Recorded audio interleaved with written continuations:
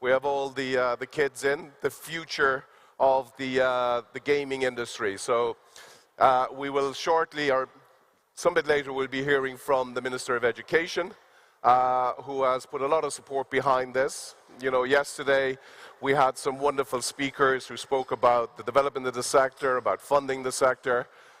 Today we'll be looking with the Minister about providing that next level of talent and creativity that will come with it. So the Minister will be joining us shortly.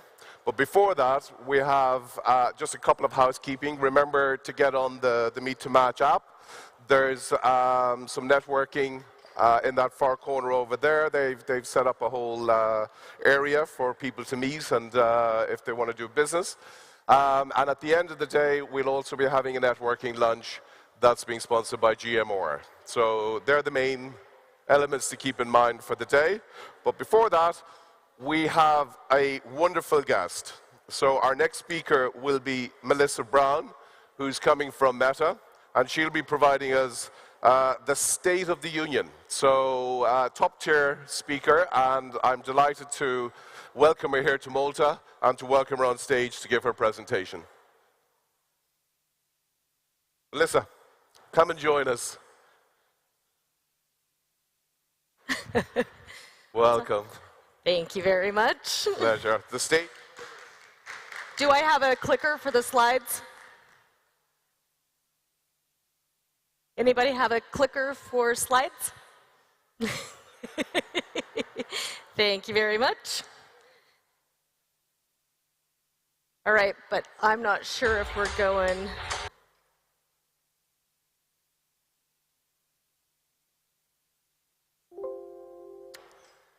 So I think maybe my slides didn't make it. So we're just going to do this very off the cuff.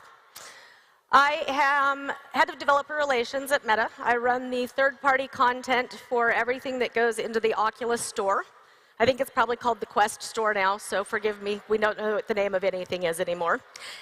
And that usually is the games and social side of everything, but we do have apps as well in the store.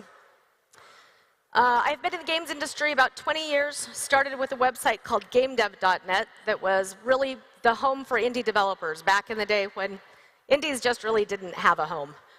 And that really led me into this developer relations, biz dev, working with companies looking for indies to make them content, indies looking for ways to make money.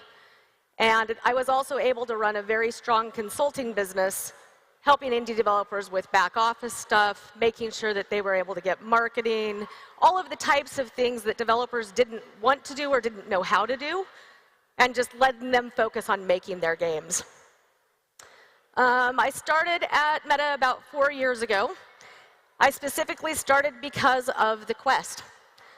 I really hated VR before the Quest came along. I thought that it was absolutely horrible to have to put on a very heavy headset, wander around with a bunch of cables, have all of this stuff that you had to think about. It regularly had to be reset. It was awkward and bulky, and it always gave me a headache and usually made me kind of sick. And so I had vowed that I was absolutely never going to do anything in VR again, ever, ever, ever. And as a result, I ended up just kind of ignoring the whole industry for a little bit, as most of us did about that time. But when Quest came out, it really changed the industry. It was completely different to not have to have any of those distractions, any of those messy objects that you had to worry about in order to play games. And it just felt so magical. It was so incredibly immersive to be in the headset and be able to just feel like you were so present, sometimes with other people. There were not a lot of super social activities then, but also just so present in whatever moment you were experiencing. And I really fell in love with it. And so when they reached out to me and asked me to come run all of their application side of things, I said, absolutely, I'm in. And we grew the applications division into about a 20-person team. And then I moved back over to run the game side of things. So my team is 32 people now around the world. And we are actively curating content on a regular basis. And that is kind of what I'm supposed to be talking about today. We'll see if I hit all of those notes without actually having slides. May happen, may not. let me think about the next slide. So a couple of the things that are happening in the VR side of the industry right now. We are seeing steady growth. There are now tens of millions of headsets in the market. There is now a consistent business to be made there. Moderate-sized games, you are not going to want to spend huge budgets yet. It's not set up for that just yet. But we're growing. Obviously, the Quest 2 came out. It really changed the industry because it had all of that COVID weight behind it. Everybody was looking for ways to be with other people. Everybody was looking for something to do. And so having people in headset, it just really started this rising of VR. So there's definitely money to be made now. 1 in 12 games has made $10 million or more gross revenue. That's a lot, 1 in 12. We used to actually, just last year, use numbers of $1 million of gross revenue. Well, now budgets have grown, size of projects have grown. $1 million may not actually matter. If your budget was $3 million, you made $1 million, that's not really significant. But in just a year, we've been able to shift into $10 million gross revenue as the benchmark for how our developers are doing. So it's growing quite quickly. And we're very excited about the Quest 3 launch. It's had very good reception, lots of good press, lots of really viral, very fun videos, people out doing stuff you wouldn't expect. It's the first headset that can go outside, and you don't actually have to worry about ruining the lenses. So we're really excited about the Quest 3. The Quest 3 also introduces MR. And MR is very much new. It's just like VR was back in the early days. It's going to take some experimentation to figure out what it looks like. But consumers are liking it so far, and it's looking very promising for long-term for games.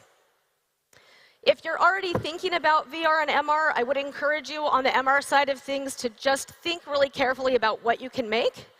It's very natural to want to go into the diorama side of things, maybe a tabletop game.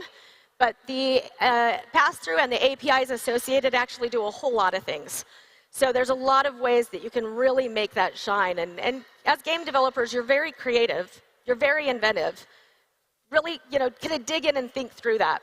And that's going to still be true of VR as well. It is still a new industry. So we anchor pretty much all of our success to developer success. That's how my team is gold, is on if developers are successful. We know for a fact that it is a new industry still. It is still growing. We have to have revenue coming in for our developers to be successful. And so part of that is helping you figure out how to make VR games, hand-holding through the process, giving you help with whatever pitches you might be doing, that type of thing. Sorry, I'm trying to remember what slide is next. What else about the industry? So working on a VR game is obviously still going to take time and energy. The design for VR is still very different. Things that work in 2D or on flat screen are just not going to necessarily work in VR. So you want to be sure that you're really testing, you're really doing your research, you're playing games. Get in headset, figure out what people are talking about on Reddit, figure out what people are talking about on TikTok, what they're watching, what they're playing, and go and play those games. See what you like about them, see what you hate about them. Let that give you some ideas. Figure out what you want to make. Figure out what is going to make you put that headset on again and again and again. And I have slides now. Haha. So obviously, games that are designed for VR from the beginning are really going to be the ones that are the most compelling. Again, it's a different design mindset. The other thing that we look for are games that can really shine and be something very unique and different if they're taken from flat screen and put into VR. Social is doing quite well. As we talked about before, it is very present to be with people in VR. It almost feels like being with people in the same room. You will actually find yourself saying goodbye 2 or 3 times because it's very hard to leave, much like it is when you are in the same room. So we have seen social really take off, be very, very compelling. Also sandbox games, things that require you to kind of manipulate physics or that have a lot of options in how you solve a puzzle. Things that allow you to be creative or allow you to be inventive in how you actually complete the activities have also been very, very successful. And of course, first-person shooters. We definitely have a lot of success there. All right, we already did this slide. We're a little out of order. I mentioned that we curate titles. Quest Store is curated. You have to have approval in order to go to the store. In order to allow developers to succeed without waiting for approval, we have App Lab. App Lab is available for anyone to publish on. You can publish small titles or levels. You can publish a demo. You can publish a full game. And we are finding that our large partners and our large titles are using it to prove out concepts. This is a tweet from David at Roblox. They went out on App Lab and had 1 million users pretty much immediately. It's Roblox, that's fair, but it is a very active audience. The people who use App Lab, who play in App Lab, they are always looking for content. And as a result, developers are finding they really don't have to be in the store anymore. They can make money on the App Lab side of the world, and the store is not required for them to succeed. App Lab audience will provide all sorts of feedback for you. They will help you refine your game. They may even help you decide to change entirely and do a different game. And that's exactly what that platform is for you to be able to really find the thing that's going to make you money.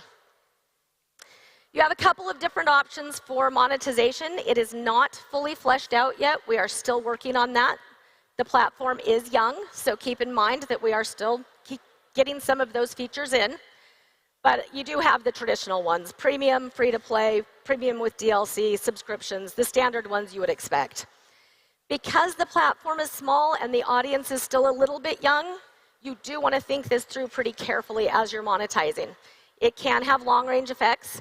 It's something that you want to make sure that you're really going out, whether it's a live services title or it's a premium point, you want to make sure that you're creating the best options possible for the long term of your title. Marketing is the other thing. There is no one way to market a VR game yet. Again, as I've said before, it's a young industry. So when you think about marketing, realize that you're going to have to go to all of those different areas where people playing VR are living. That might be Discord, it might be Facebook groups, it might be something that you find somewhere on the internet that none of us even know about yet. We do have developers reporting that TikTok is incredibly successful at bringing people into games. And so we are encouraging developers to really get familiar with TikTok and actually learn how to use that to benefit their marketing. The thing that they have also reported is that if you can show potential players how other players feel about the game, it's very, very powerful in helping them make a decision to go in and play.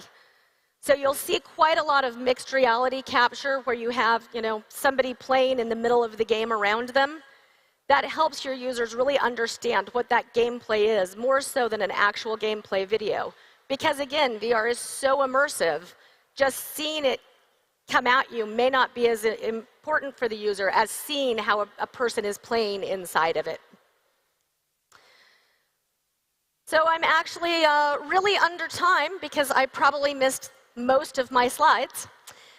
But this is a really good time to start developing for Quest. There's quite a bit of money to be made here. And we do have a very rich ecosystem and a lot of support and assistance for developers that are committed to making high-quality content.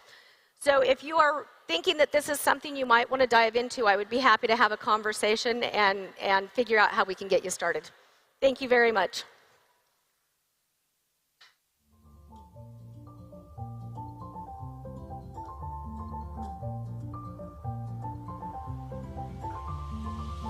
Thank you, Melissa. Okay, we're going to have a little change up here. And we have a stellar cast joining Melissa to go through the industry. So quite shortly, we'll have Luke Evans from Unity, who will be hosting this panel, along with Melissa, John O'Keefe, Taylor Freeman, and Martin Hughes. So we have some of the bright minds and companies on the island, along with Melissa and the others, to discuss navigating this future of emergent tech and how you can take advantage of it and so on. So quite shortly they'll be joining us on stage here. Are we ready, guys? Super. Taylor, guys, can you join? Jesus.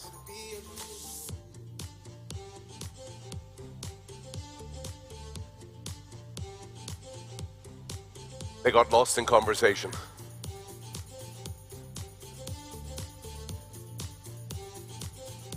Welcome back, Melissa. Long time no see. Just coming back.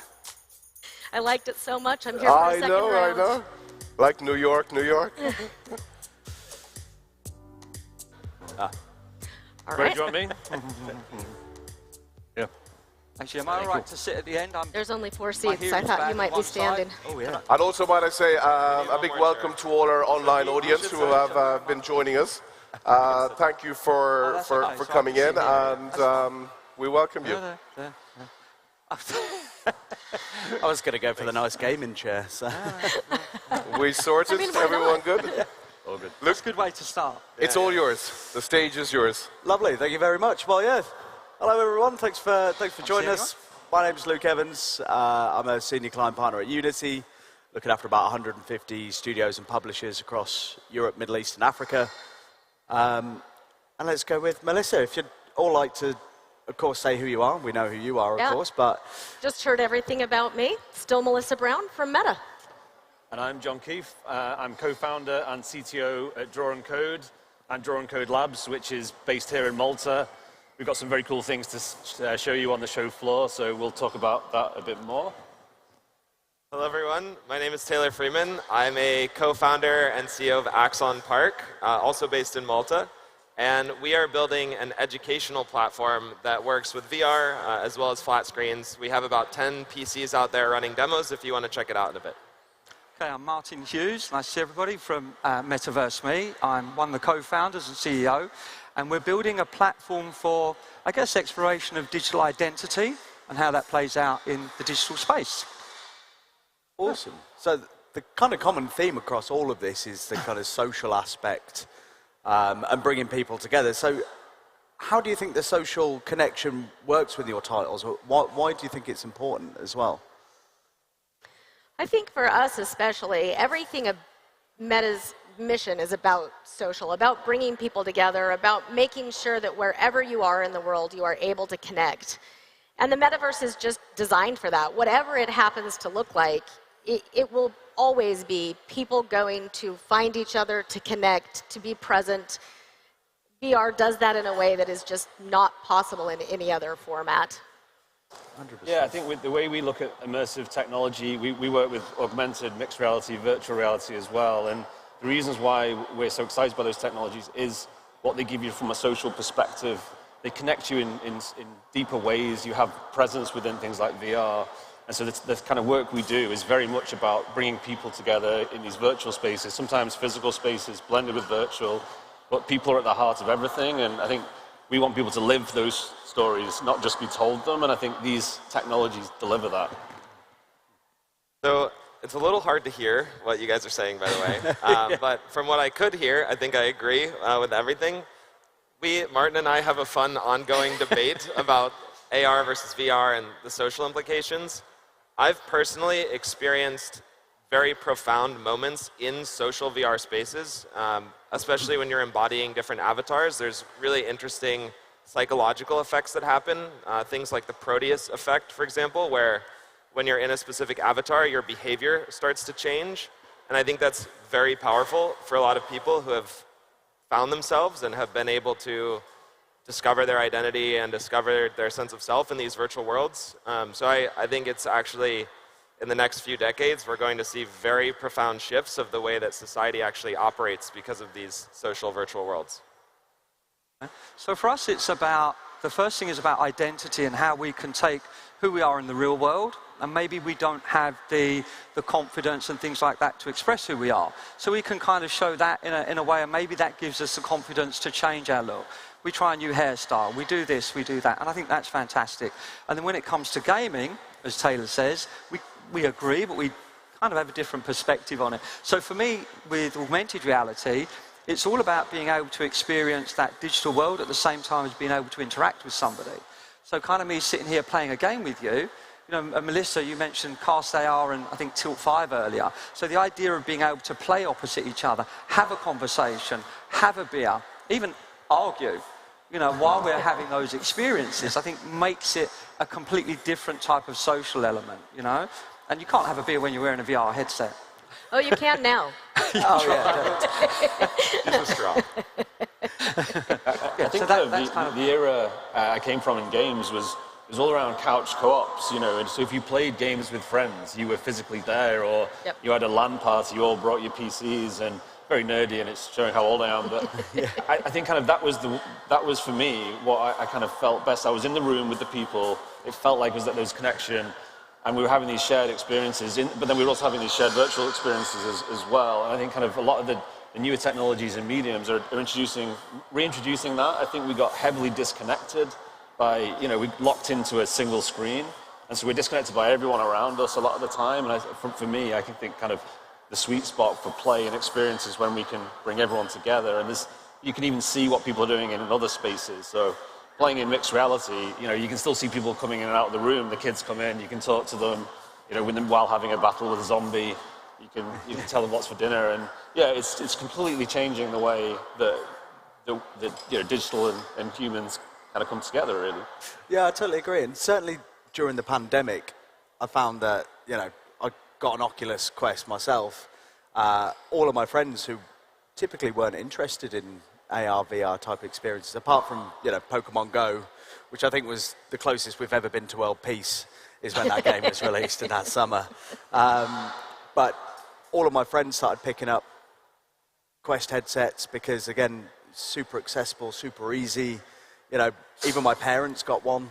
And I think half of the fun was like, trying to teach my dad from, 200 miles away how to actually use a Quest headset. And I just thought it was absolutely brilliant and kind of bringing everybody together that way. And of course, gaming in general and metaverse has kind of really kicked off during that time as like a way to everyone just to hang out, right? And kind of get that social connection back that we're all kind of really missing. And I think moving forwards as well, I think it's going to be a real interesting thing.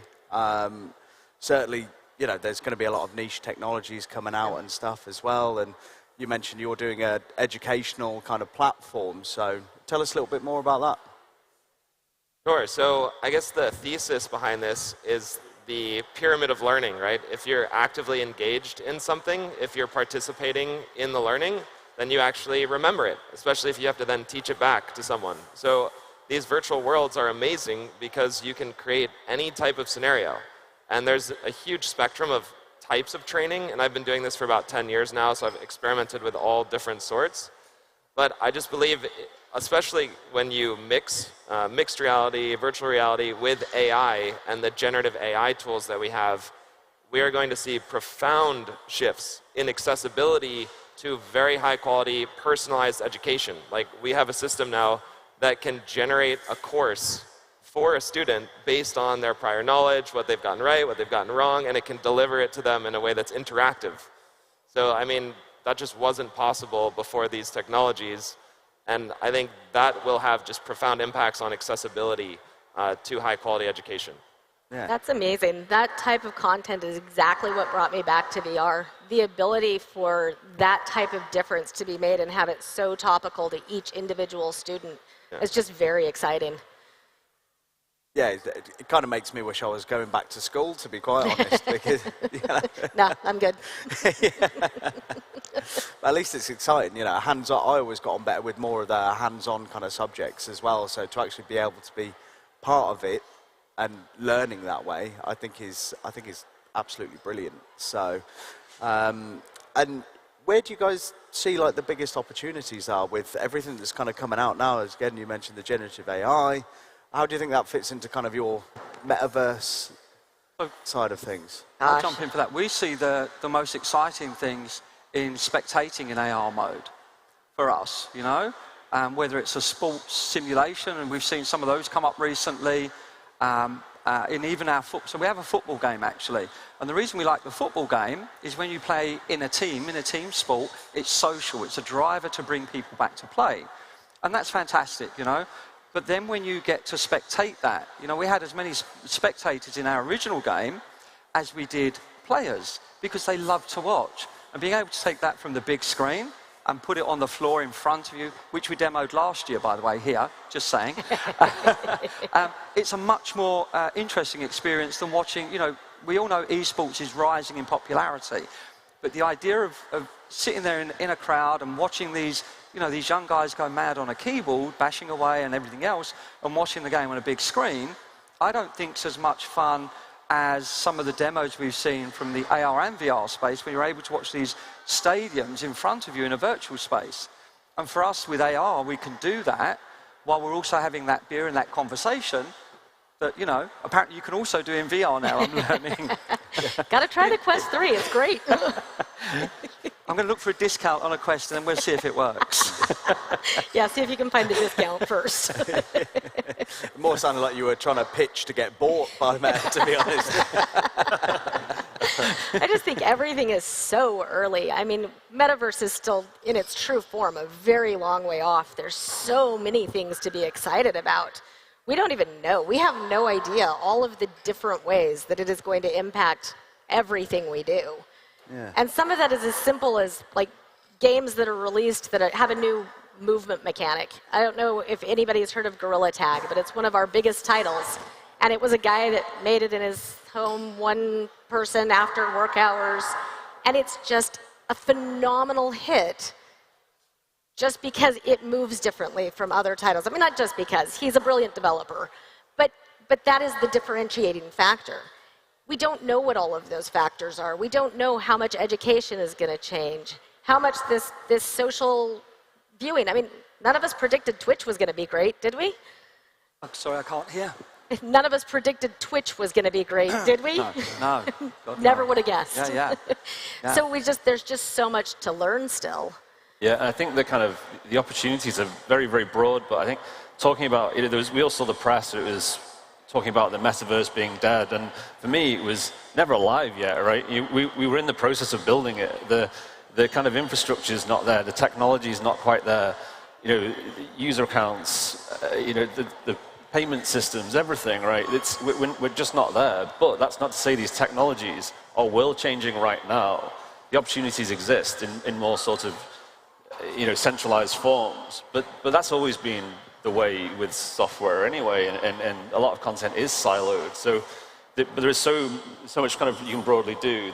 We're doing kind of music experiences, which, you know, you could see as call it a metaverse experience, but really it's you get to go to a nightclub and see a performance, a real performance that we've captured, and then we used Move AI to kind of recreate all of the motion, captured all the audio, and put you in that gig.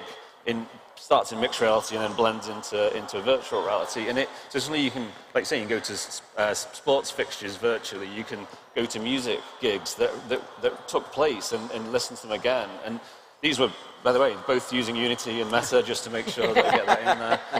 But these were beautiful experiences that people loved. And we did a showcase with Meta in London, and it was so well received that, you know, we're talking to the likes of Universal and Sony, and there's so many people running towards this space, and there was a little bit of a back off, I think, last year, just because we were going too quickly. The narrative was moving faster than the technology development was, and it's great that people are excited.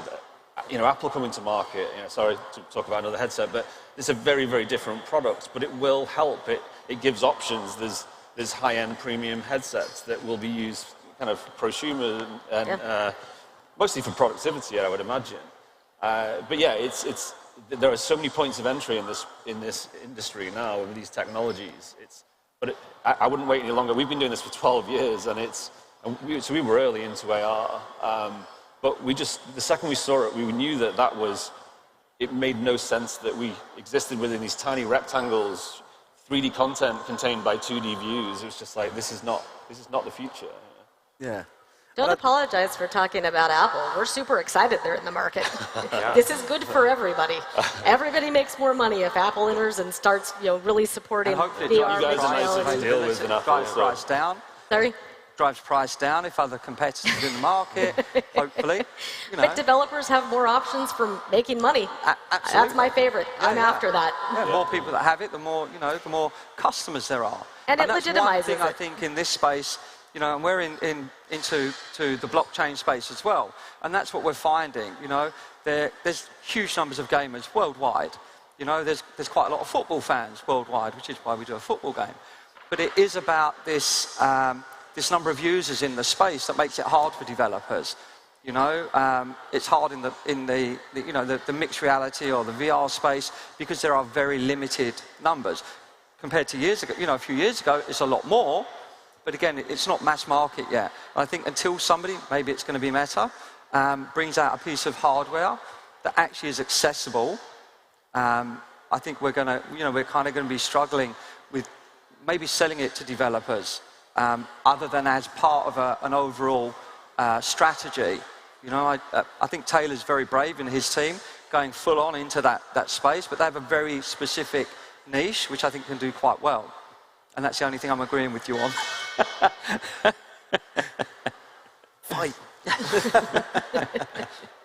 No, I totally agree. And I think, as technologies are kind of advancing, I think I was saying to you guys earlier, like, for me, the metaverse feels like a boomer term for kind of like online gaming, and for just like, it's just a term to get people who didn't believe in video games to invest in video games, just in my opinion, because it's like, when you look back at the likes of World of Warcraft and EVE Online and different things like that, they're all just built around communities of people all working together or against each other and kind of working through these different landscapes. It's been taken out of context, hasn't it, the metaverse? Everybody says, I'm making this metaverse, I'm making that metaverse, and it's not. It's one space. It's the overarching digital world. And as you say, you've got, Habbo Hotel years ago was huge as a social space. You had things like Moshi Monsters, again, another huge social space for children. But you have all of these other products, World of Warcraft, and these huge games that technically now we would call the metaverse, but we're doing it way back. You look at Second Life. Yeah. These products were already doing it. I think we've just got a new phrase now, or a new buzzword for it. I think that's the problem. Game developers have been doing this stuff for a long time, and I think this buzzword now, maybe people are overusing it to focus on that, maybe that marketing aspect around what they're building, but it's been there almost since games were started, actually. But I think it's also a bit about figuring out how to stitch all of that together, how to make it easy to jump between worlds and experiences, how to actually bring these friends together. You're in Roblox, then you're in World of Warcraft, then maybe you're in Rec Room, then none of that is really possible yet. And I think that's where we get that broad overarching metaverse, is when we figure out all of that connective tissue and how we all play together to make that work. That's standards, isn't it? Yeah, absolutely. And we're developing our own standards, our own avatar solution, our own ecosystem, but we're only one. Yep. And there's a dozen other companies doing it in a different way and with different, utility and everything else. But until everybody agrees, it's never going to work, is it? I can't take my avatar into your ecosystem or, John's or even Taylor's, actually. But if we can have that overarching technology, it's like a file standard, isn't it? And look at the number of file standards we all thought were going to win out, and we're still fighting over them. We'll see. Everything is .pdf, so that'll be fun. We get 3D PDFs and we're good, right? That's it. Done. Sorted. Yeah, cool. Exactly. So, or like, I guess there has to be like a level of like SDKs or whatever to kind of make those connections. Because the other thing is, people might just not want to do that. You've got to think that, well, no, my metaverse is my metaverse, and I'm going to stay doing what I'm doing over here. And I think it's that kind of thing is a good place to be, because I think people need to have their own groups and cliques and stuff. But yeah, it only works if it's valuable for people to work together. If each company is able to benefit more by having these connections, then we will find ways to create standards. But it's not Meta's metaverse. It's never going to be Meta's metaverse. It's got to be everybody's. It has to be the groups all working together, or it is going to be each individual spot. And maybe that's how it works out. We don't know. We'll see. Yeah. I mean, the way that I like to think about it is the internet. You don't have the internet of pet food, right? You have a website that sells pet food. So I think a lot of people got caught up in, like you said, I'm going to build the metaverse of this or the metaverse of that. So you can kind of just replace metaverse with internet, and it typically kind of works. Yeah, and that was a lot of work to get all those standards set up and everybody to agree on stuff. That took a long time. It's interesting, isn't it? You know, when you talk about the internet and people, it's like credit cards. So we always talk about, I think John mentioned payment systems, and nobody cares when they tap their credit card what's on the back end. All they want to do is tap their credit card and pay for what they want. And that's what gamers want. And we know from history, if we look at mobile gamers especially, are incredibly against friction of any sort. And until we sort that, and until, again, you know, even with the mixed reality stuff, until we resolve these friction issues, we're still going to be kind of these niche projects, these smaller projects, you know, that never go mass market. I think that the elephant in the room, I guess the friction comes from the silos, which are controlled because the payment gateways provide so much revenue for the businesses, like, and that's across the board, really. And I know that's what the Epic Apple battle's been largely about, and, you know, obviously because Epic are fighting for all, on all our behalf, I'm sure, being very goodwilled up for them. But I think that is one of our challenges. Until we can't solve that problem as developers, like, that's got to come.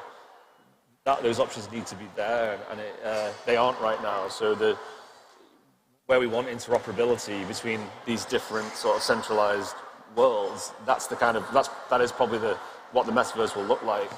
But there's a way to go with those technology. Blockchain will probably be a part of that, but then all of the major financial institutions are going to push against that, and governments as well, because that decentralizes the planet. So yeah, it's a challenging problem, especially when we're launching a title at the minute with Mel, actually, at Meta, and you know, even just running through setting up all of the country, the sales system, like, and pricing in every country and region, and every kind of setting the tax, and it's a pain, right? And it's just amplified by every kind of silo you're also publishing into at the moment. So these are the challenges that lay ahead of us. But from an experience point of view, technology is so there for me, and it's the next 2 years. I think we're going to see all the iterations in hardware that will push us further forward again.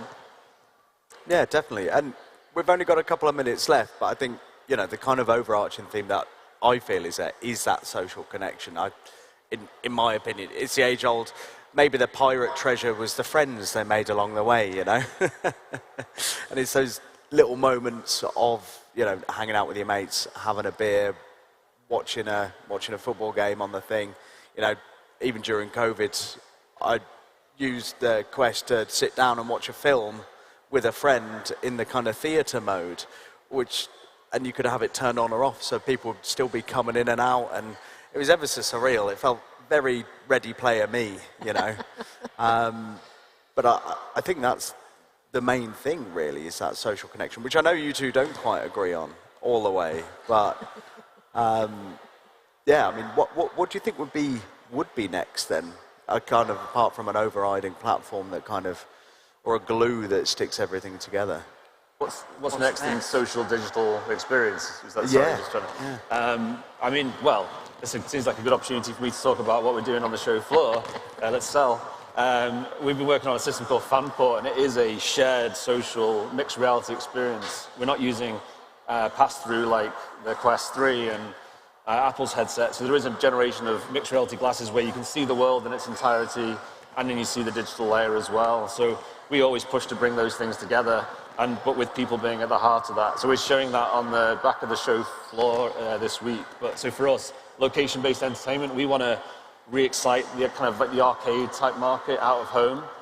We want to bring people physically together, although we do lots of things that brings them just virtually together. But for us, that's been out of home, right? Creating those amazing memories they're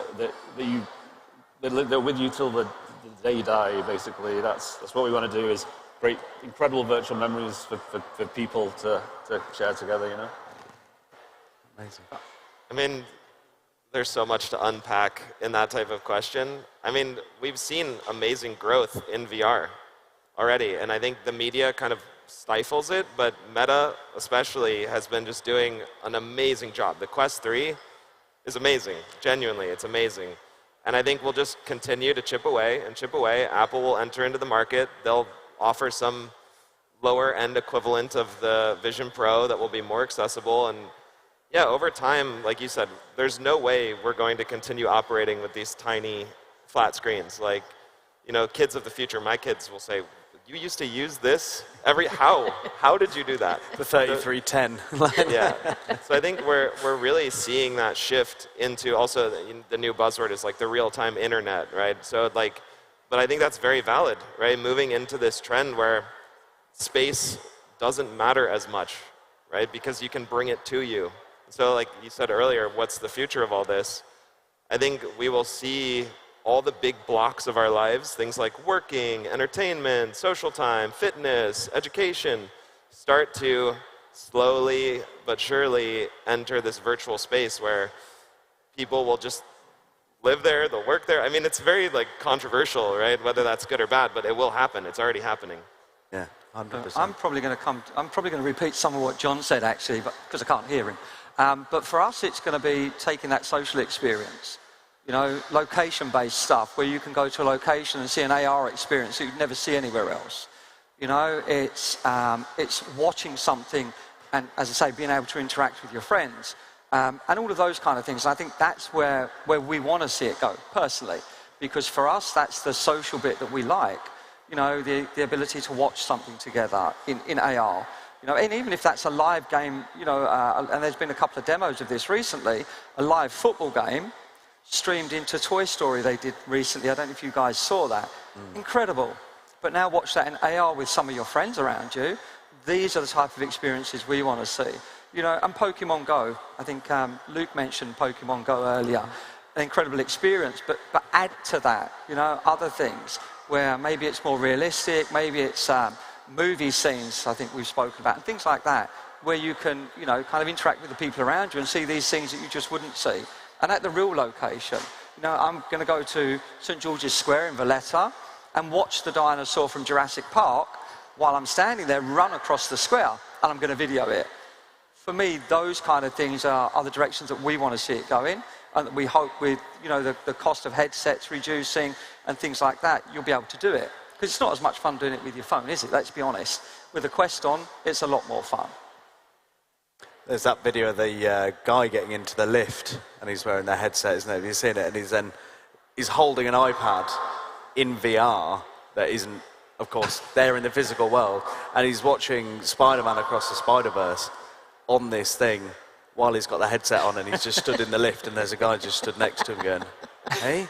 And he's just there watching a film. And again, very dystopian, very Black Mirror, but I think that will be the way, you know, once, as you say, the headsets kind of get smaller, kind of Tony Stark glasses-esque, I think that's when we're going to start to see some real good change and those experiences, like you say, as well. So, right, our time's up, but yeah, thank you all very much. Again, check out everyone on the show floor, and thanks for hanging out with us all this morning as well, and yeah. Thank you, guys. Cheers. Yeah, thanks very much. Thank you. Nice one. Well done. Thank you so much, guys. Brilliant panel. Very much enjoyed.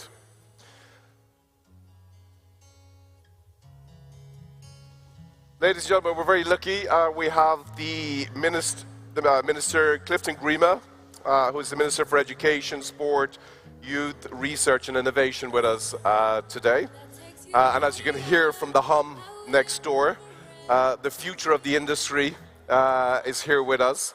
And it's very much been driven by the ministry. They're investing a lot in opening up the opportunities for kids to experience and see all the things that they could possibly do. So I would like to welcome the minister to come on and join us.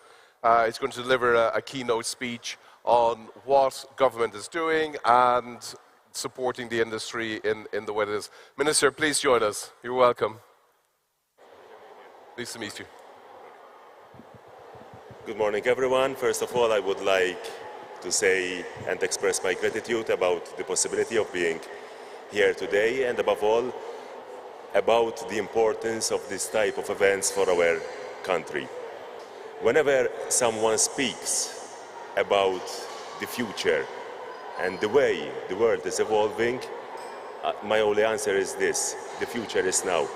And if you look at the stands next to us, you see young children willing to learn, young children willing to contribute. And that is the way that our educational system has to evolve. Whenever we speak about educational system, we have to ask ourselves, what is the best results which we may achieve? And in my humble opinion, the best results is attaining the full development of the potential of our kids. In order to be able to truly do that, we have to move from a concept which looks at education from a formal, informal, or non-formal aspect, and move towards a more inclusive approach, whereby the distinction is only one between bad education and good education. With the good education being specifically that education which gives you the skills in order to be of relevance in today's world, to give you the skills in order to be equipped to face the challenges and opportunities which the world, which is truly a global village today, will offer in the near future. And as such, showing that this particular industry, that this particular place has the potential to keep evolving, has the potential to be an integral part even of our educational system, I think it's a step in the right direction, a step which will ensure the full development of our kids. About digital literacy. I'm 40 years old. In my days, we had lots of pressure in order to learn how to read and write so. But today that is not enough. In order to be a person of success, you have to have the digital skills. You have to be literate even in digital aspects. And as such, these type of activities, these type of initiatives may start a process in the frame of mind of our children in order to go towards that path. A path which will undoubtedly need the valid and important contribution of the educator who has to continue training and investing in himself in order to ensure that the pupils in front of him, the students in front of him, receive the best knowledge possible, and above all, the best skills. I don't want to take any longer, but the fact that today we are seeing the Maltese school system participating in huge numbers is definitely a step in the right direction, and the fact that you see people from the industry being here, showing their skills, showing their knowledge, showing and sharing the different experiences is something which we are very grateful about. One of the questions I was asked last week at an international event was about my opinion relating to AI and education. Some might say that we must build walls in order to prevent AI from influencing our educational system. But the truth is that, in my opinion, that would be the biggest mistake, and we must ensure that we embrace technology. We must ensure that we are capable of using technology. We must ensure that our children have the knowledge, have the skills in order to be able to adapt to an ever-evolving world. Our philosophy, our educational system looks properly at this.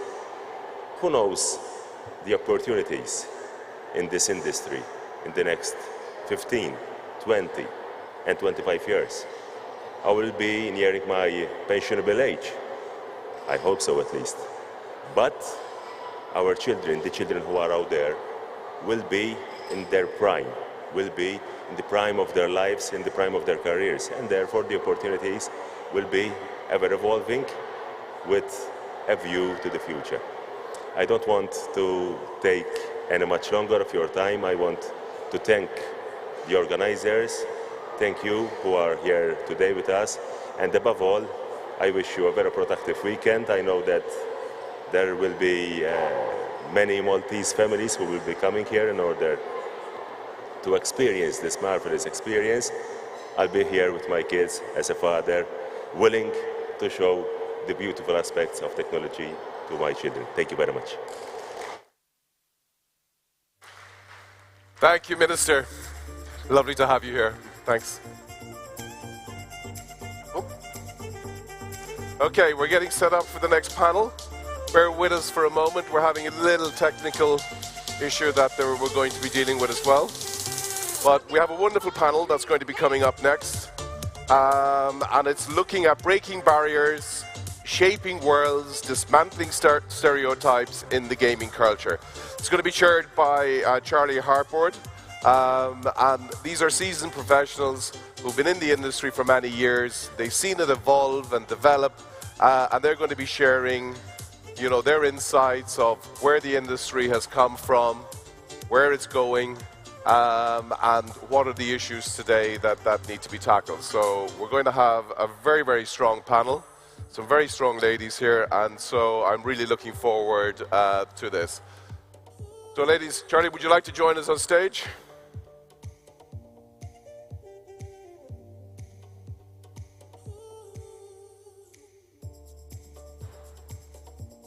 Charlie, you're over here. I am here. There you go. And now let me check with our guys and see how their technical side are doing. A big round of applause, please.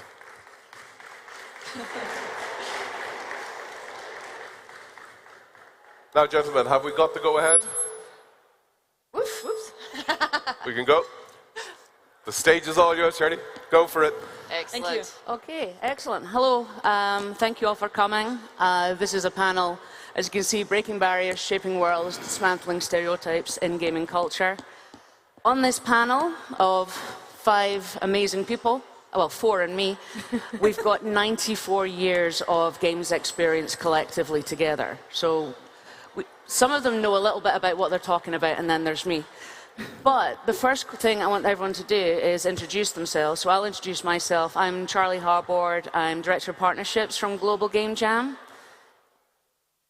And I started out 20 years ago doing localization in China for Chinese and Mandarin. And that's me. Please introduce yourself. Hi, I'm Patty Toledo. I'm the Chief Partnerships Officer from PlaySense. I started 32 years ago, although I still look 20, but hey. And I started working with music and theater and films, and then moved to games about 15 years ago. And yeah, that's pretty much me. Right. Thank you. My name is Sherry Carlson. I work as Partnerships Manager at Global Top Round. I started, actually, I think I'm the youngest in the industry on this table. I wonder if that's just true. Just a little baby. Yeah, I started actually 2020 in March, so imagine how much travel I did back then. I used to work for the Swedish government, building the game industry in my own hometown, together with neighboring cities. So that's how I started. So I basically managing government contacts, and then they asked me if I wanted to do that globally, and I was like, obviously, yes. So yeah, that's why I'm here now.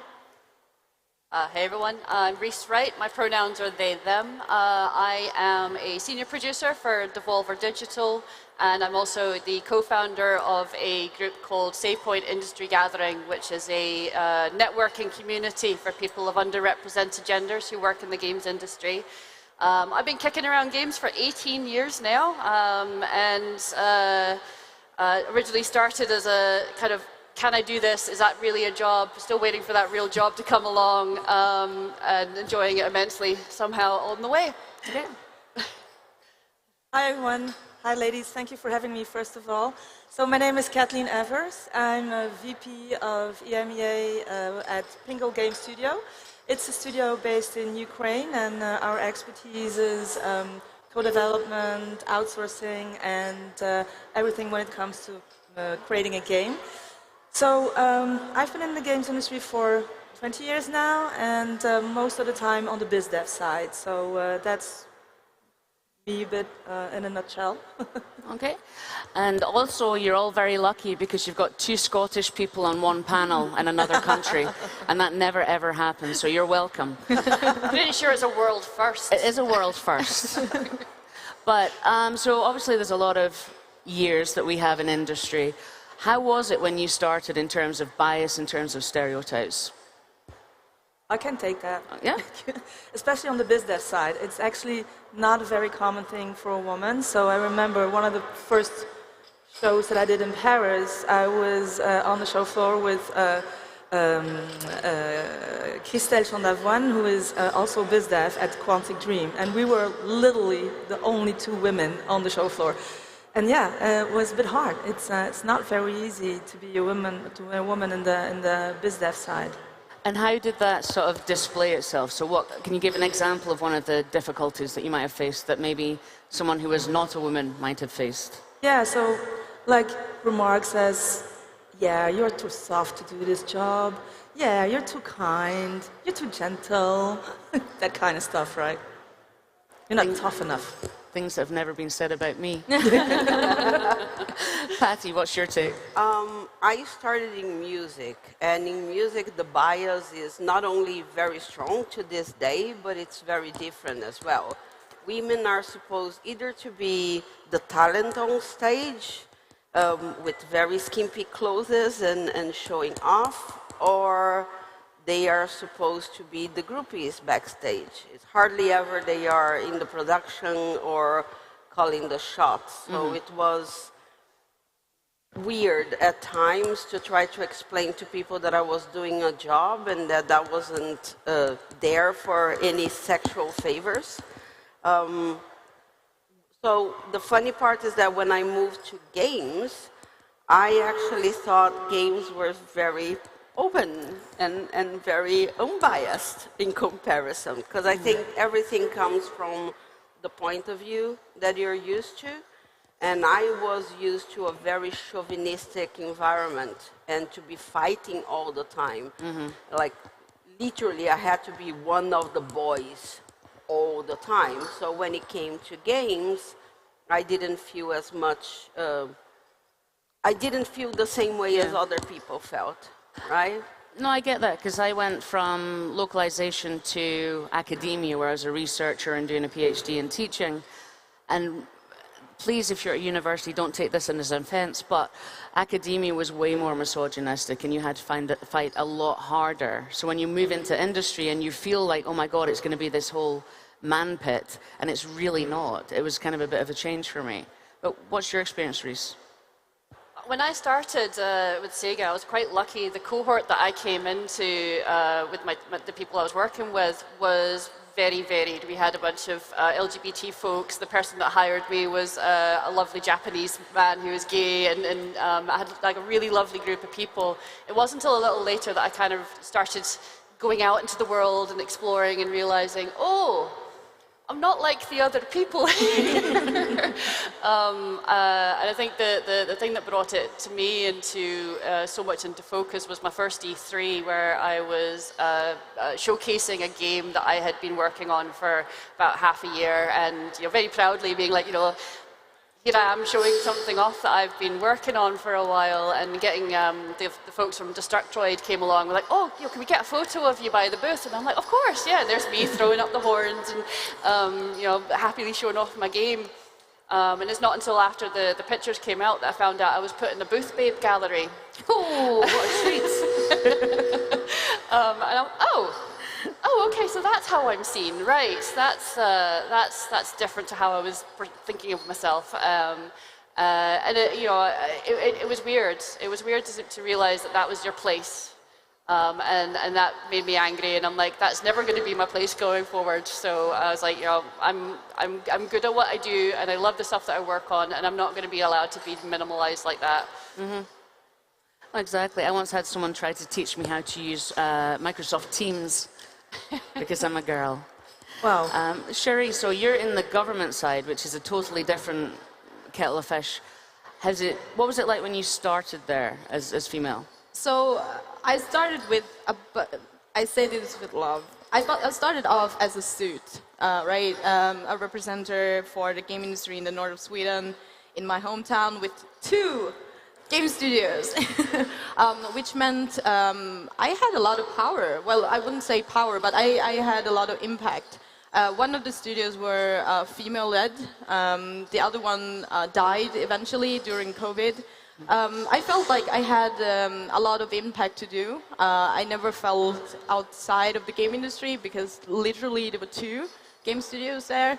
I was kind of aware of what it could have been. I've seen the tech scene. I've seen other ways. I've seen engineers. I've been in that scene a little bit. I was kind of aware, so I was trying to stay as diplomatic as possible because, you know, I started off as a suit myself. But I am also unapologetically, you know, I belong there. Yeah. Like, yeah, and I think that's a good and a bad thing in a way. The good thing is that people kind of like, yeah, she's there. A bad thing is that maybe I'm taking too much space for others, but then again, I use that space to invite other women or non-men. Yeah. Yeah. No, I think that's important. And when we're talking about the stereotypes and the barriers, we're not just talking male-female. We're talking gender identity, sexuality, neurodivergency, disability, and many, many more aspects that go into being representative within a culture, within a game, within the gaming industry, and the barriers that forces. Like, 2 of us are from the same country, but the rest of you are from different countries. And does that impact more than being female? Have you found any? I can start. I definitely think so. Coming from Sweden, I think we are thriving to be more equal, whatever that means. You know, we're trying to be more inclusive and so on, and it's difficult, but at least we're trying. As of this year, I've been based in Bangkok since January, and it's definitely different. Sometimes it's totally like 2 different worlds. And you know, all of us have been traveling a lot to different areas, and you all know that is very different. Yeah. But I would say it's impacted me positively. I feel more welcomed, or at least they don't say that straight to my face, like, why are you here? Which sometimes is good because I'm running away before I can ask me that. So anyone else? I think location has a lot to do with it. I've worked in games in America and Japan and in the UK, and there's definitely a sort of slightly different feel as to you know, walking into a boardroom as to whether you feel like you're an alien or you're being accepted. I also tend to find outside of location, there's also a big difference between the indie space and the AAA space as well. The indie space has a lot more you know, people on the fringes that are in it, so you know, there's no feeling, I've never felt uncomfortable around indies ever. There have been moments with AAA people, I'm just like, ooh, I shouldn't have walked in here. But yeah, I think it varies on that. It can vary on the different industry, part of the industry. I think there's developers are very different to artists, very different to biz dev rooms as well. It can, you know, there's definitely a lot more acceptance in some areas. Absolutely. I mean, the indie space can generally pivot faster, is generally more open, more welcoming, and is open to change a lot more. And a lot of people that are underrepresented starting indie studios, so they already have that inbuilt sort of welcoming ecosystem. But you, Kathleen? Again, the question was? So when we're talking about barriers and stereotypes, what has that affected you in terms beyond just being female? I think it has made me more tolerant. I think tolerance and you know, accepting that the other person is very important where we stand.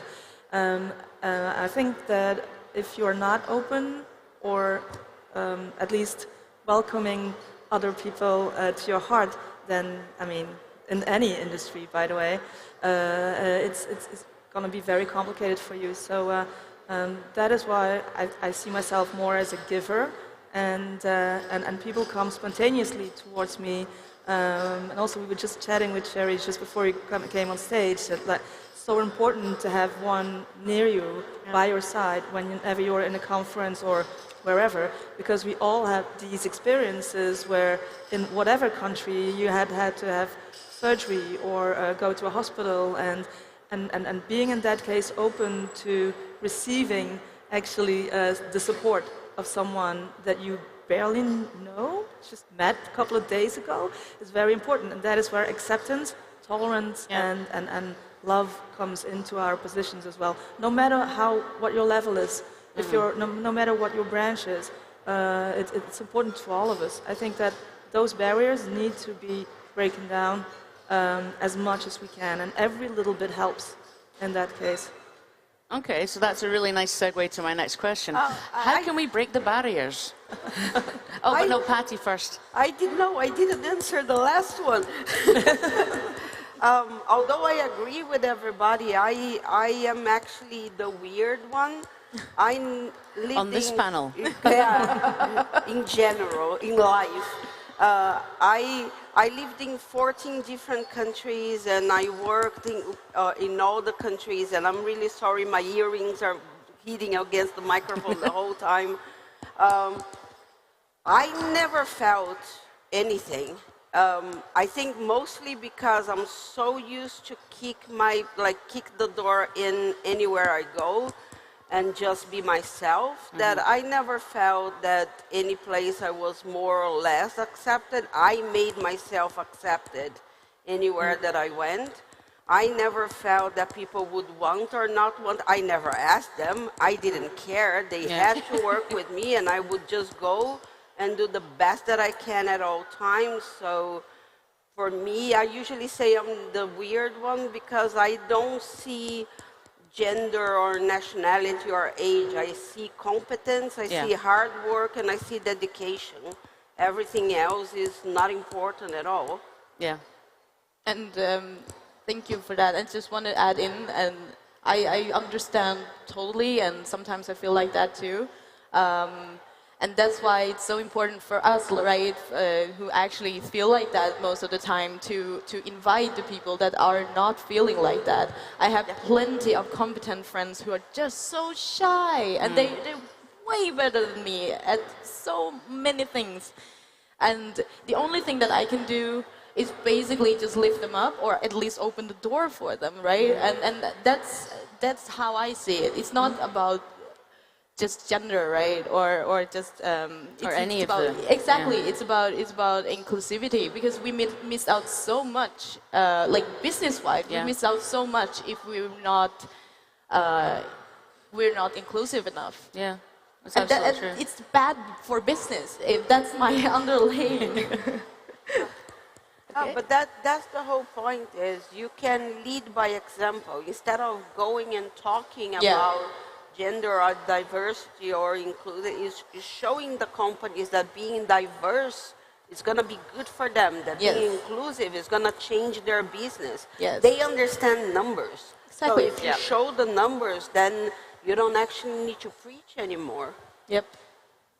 Okay, so how do we break the barriers? By exactly that.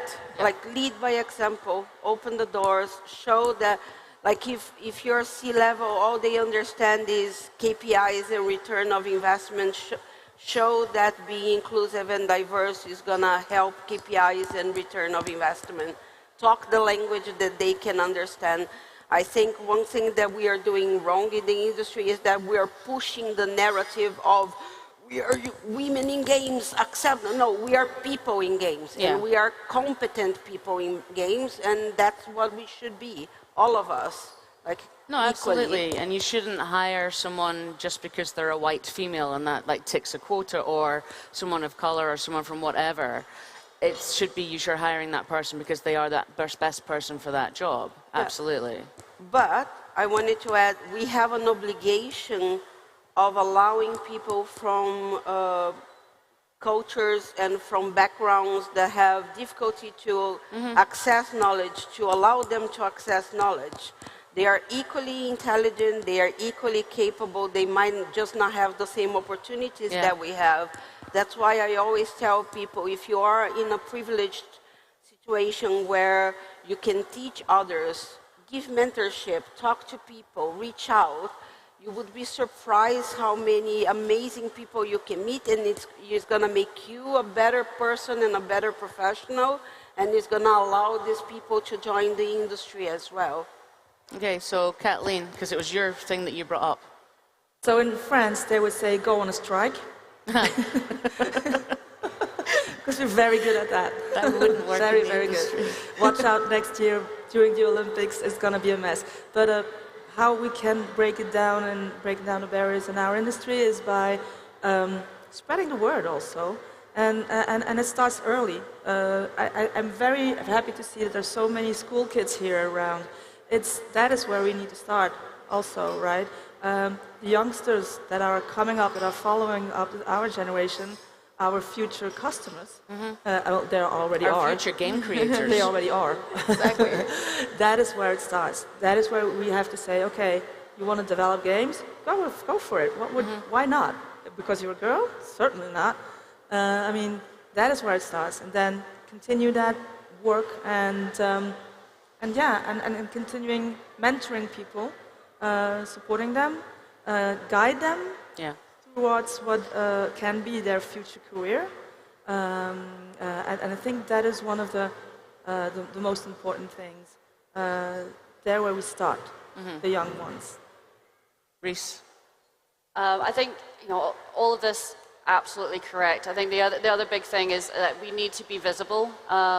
We need to be shown that we are competent in things other than talking about gender issues in the games industry. We need to be, articles and remembered in, 100 greatest developer lists and things like that, right? There are so many amazing people of all different underrepresented groups who are just kind of being ignored. And the bonus for uplifting those voices is showing that it's a place where kids can go to. They'll look at us as being like, oh, that's actually a place that's inclusive for people like myself. So that brings more people in. It also makes the people who are currently in the industry feel safer, like they are included and they're loved and they're a part of this. And it solves so many problems on both sides of the funnel, because we've got obviously the problem of people leaving the industry because they're not feeling as included in everything here. And that's why we started SavePoint, was to give people a safe space to talk to their peers and feel like their voices aren't being drowned out. Would love for it to not have to exist, but we're there until we're at a point where people can just be themselves. It's feels a little bit like putting the ambulance at the bottom of the cliff, but just in case. But for now, these support systems are there to try and help until we can get more inclusivity everywhere. Especially at conferences, for example, some of the events already have implemented this idea of having one person that one can go to if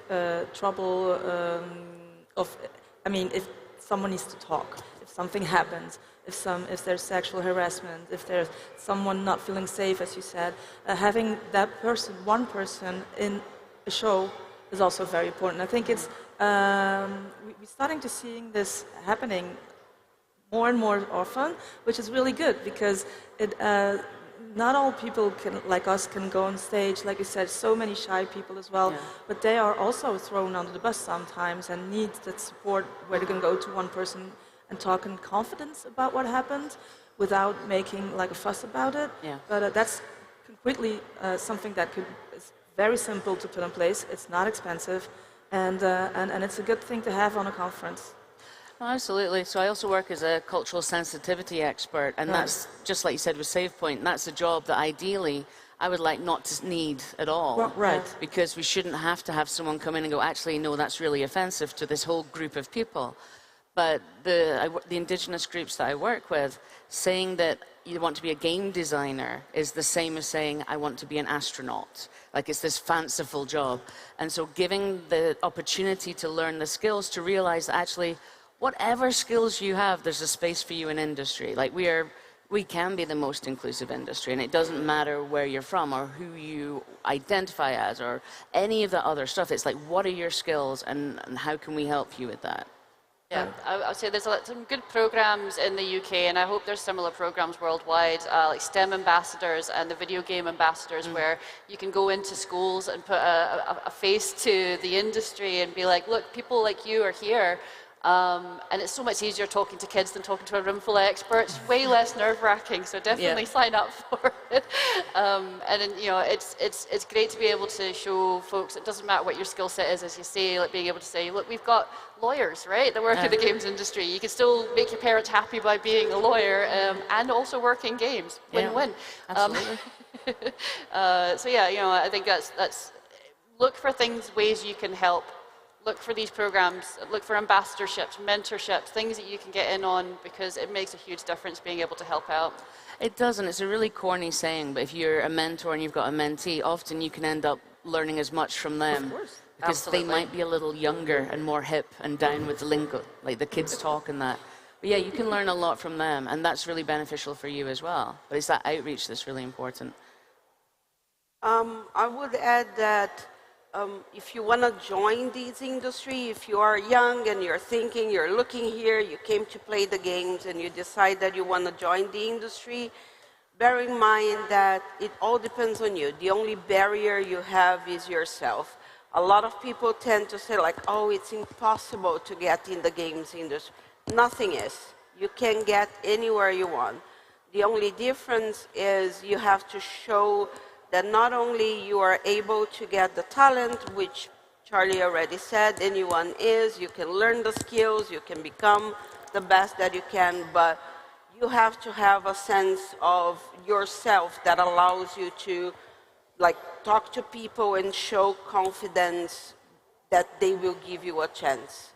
And Sherry, if you're very, very quick, our time's up, but what's your takeaway? Right. How do we start? This is a big question. How do you start? How do you eat an elephant? One piece at a time, right? Yeah. Or I'm vegetarian, so no. Oh, how do you eat a mountain?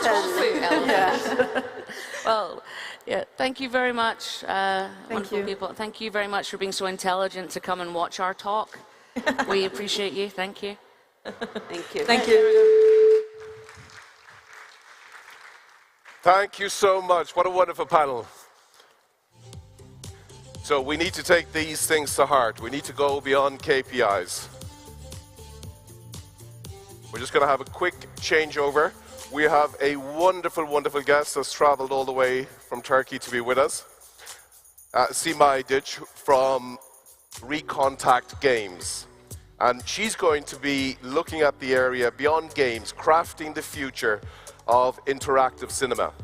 So it's this lovely area between cinema and games and everything in between. So Sina is going to be bringing us through all of that. So if you'd like to come on and join us, the floor is all yours. Thank you so Pleasure. much. Merhaba, nasılsınız? Hello everyone. I'm so excited to be in Malta. I'm based in Istanbul, in Turkey. So I have been in gaming industry since 2013, almost a decade. Today I would like to share my experiences through Recontact Games, Women in Games, and I have a little art gallery in also Turkey. Have you ever been to Turkey before? Okay. Okay, now you have a reason to come, right? You have a reason to come back. So I'm the co-founder of Recontact Games. We combine cinema and video games. When I entered the gaming industry with Recontact, I observed that very few women are interested into gaming. So I established Women in Games Turkey. Also, I'm super obsessed about sustainability. I'm also the founder of the Kıraathane. It's an art gallery, and we organize social impact projects there. So I would like to share a couple of experiences through that 3 projects, and it's it's not like, I don't want to say I have 3 hats. It's kind of like 3 art pieces, and it's empower each other. But the thing is, sorry, I would like to share, do you know that yellow Game Boy? It's my first Game Boy, and it's really helped me. I bought that when I was 7 years old, and it's really helped me to become, be part of this amazing industry. But before that, do you remember that game? Prince of Persia, that's my first game. My father was a civil engineer, and he brought his first home computer, and I found out that game, Prince of Persia, and I was addicted to it. And it's so, I really inspired from that game, and I became a gamer. But when I was in university, I chose the business administration to become a gaming entrepreneur. But at that time, like many years ago, there wasn't like a game design department, or you don't have any opportunity. So I started to travel the world. From age of 18 to 28, I traveled more than 40 countries to research about gaming, art, and technology. And I was so lucky because when I was in MoMA, when I was in New York, there was a video game exhibition. So I really inspired that. And before I visited that exhibition, I heard Paola Antonelli. Actually, she is one of my role models from the gaming industry. Actually, she's a creator. But when she started that exhibition, the art critic was so harsh on her. And they said, how dare you exhibit Picasso and Pac-Man side by side? And her response was, it's not side by side. Picasso at the 3rd floor, Pac-Man at the 5th floor. So this is the gaming as an art form, and it's like the 21st century of an art form. And I really, digest that idea. And I came back to Turkey, and my brother, who was a film director, we established our gaming company called Recontact Games, and our motto is making playable arts. So we combine cinema and video games with pioneering technologies. So up until now, we launched 3 games. The first one was Recontact Istanbul. It was kind of like a primitive game because we had like only 3 people in our company. So we said that, okay, our motto is making playable arts. Let's let's combine the video art into the gaming. So we tried it. And you are trying to find the suspicious people around Istanbul, and we mixed video art into the gaming. And it's really took attention from all over the world. And Apple launched us the best new game in 153 countries. And they chose us the best new game, which is amazing. So the media coverage was in Turkey is amazing, and also in the world it took attention because you're like an indie game studio in Turkey and you don't have a budget for marketing. But if you invest into your game, it's really took attention in the digital era. So after all the success, we decided to go more bigger, and we had one angel investor in our company, and we created Recontact Istanbul Eyes of Sky. And we had opportunity to work with one of the famous actors from Turkey, Fikret Kuşkan. And what we did in the Recontact series, maybe you heard Bandersnatch in Netflix, or you try to play some interactive game, interactive cinema, but they are so primitive because it's all about right choice or left choice. But we would like to add value onto that. So all videos are interactive. So I really recommend you to start with the Recontact Istanbul Eyes of Sky. It's freemium and it's on App Store and Google Play. So please, if you download it, please give me feedback of it, because we are still trying to do it, we are trying to expand it. So, and it's very, in the gaming, in the mobile gaming, some of the gaming companies, especially hyper casuals, they don't care about the community, but the community is the key of our genre and our games. So we listen to our community, and we designed with the feedbacks. And then we created Recontact London. In Recontact London, we had opportunity to work with one of the actors from Game of Thrones. Maybe if you watched Game of Thrones, you know the Rosamund. It's amazing to work with it. So we have a film crew and we have a gaming crew. I know these 2 disciplines is too different and it's very hard, but when we combine these 2 elements, it creates amazing, amazing like games, I can say. Anyway, so we filmed in the British Museum because we want to create unique artistic game experience for the gamers. And also we had opportunity to work with one of the best symphony orchestra in Moscow for the music. And because one of the thing is, we produce interactive cinema and it has an end. We are trying to, add new puzzles to create like endless gaming experiences. That's the reason why we are trying to produce new mini puzzles. We are adding into our game because of the endless, trying to make endless game experience. So also, we love to use pioneering technologies. Like a couple of almost 4 years ago, we used AR in our investigation scenes. We didn't do AR game. We used AR in one part. It was in the investigation scenes. So we are still trying. And also, a couple of years ago, that was a big decision because as a game producer, you need to reach more people, but if their phone is not supporting the AR, you need to make a decision.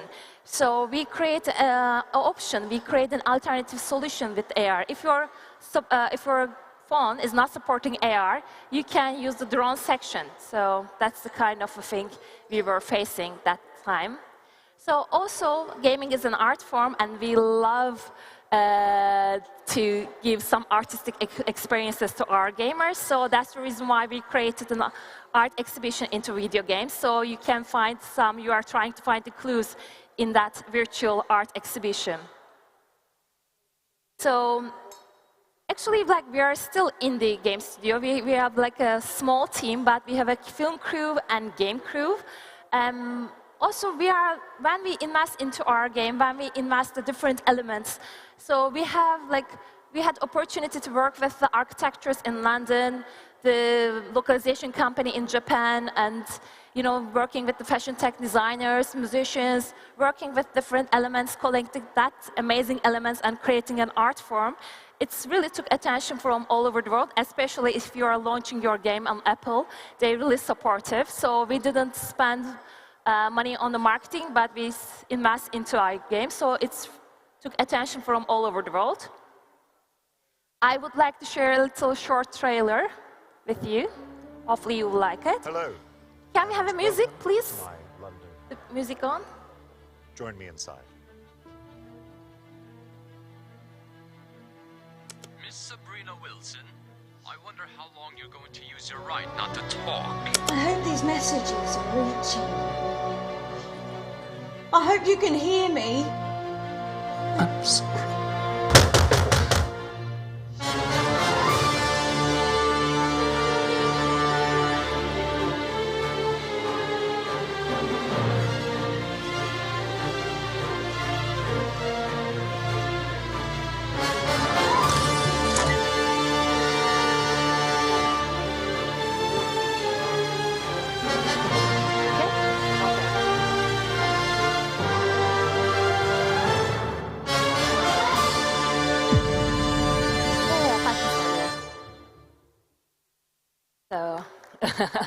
Thank you for that.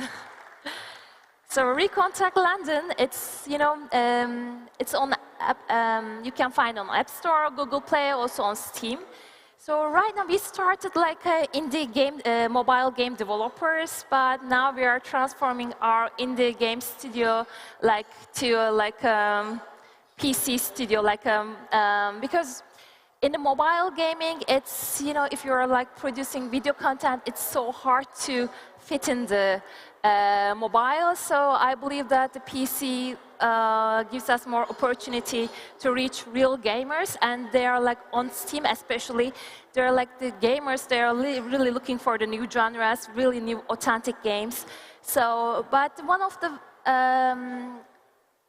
terrible experiences we have in the gaming industry, unfortunately, the investors and the VCs, they are focusing on hyper-casual games, they are still investing in the same genre, but it's so important to invest some authentic games, right, original games.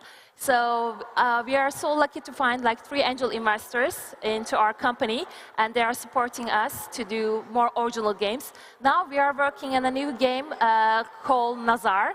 And Nazar is going to be, we already filmed in Cappadocia. Have you heard about Cappadocia? It's an ancient city in Turkey.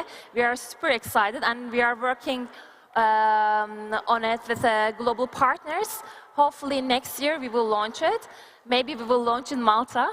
And the BBC made a documentary about Recontact games, so if you have time, if you want to watch, you can find it, or you can ask me. So the next thing about Recontact, we would like to create a world.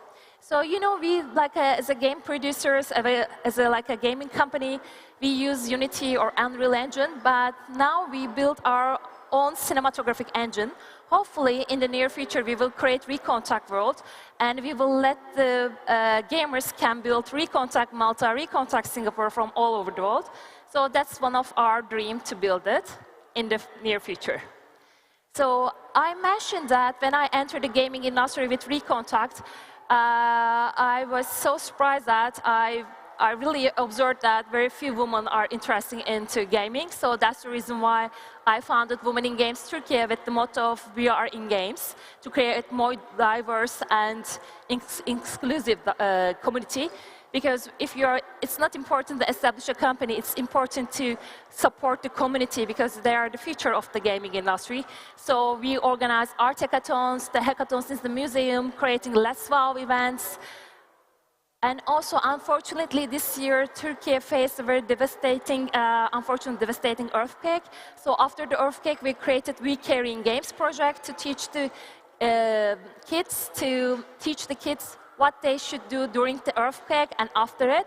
And also, the other mission is we use the healing power of the video gaming. So it's one of the social projects we were working on. And also, last but not least, I would like to mention the social impact project. We transformed an old town coffee house into the creative hub in Ayvalık. It's kind of like 4 hours to Istanbul. The reason is that to empower the newbies into our gaming. And we organized game design, coding lessons we provide free game design and coding lessons to village children. And I created a project called Cats of Small Village. C for culture, A for arts, T for technology, S for science. We are teaching kids, we are empowering them that the gaming is not just all about coding. It's a culture, it's the arts, it's, there's many opportunities. It's waiting for you. And when I enter this exhibition, when I see the primary school kids in there, so I really get excited. Hopefully, in the near future, we will organize cats in Malta. So that's the aim of it. If you're interested, I really would like to talk to you about it. So I would like to share a little video of what we did last summer.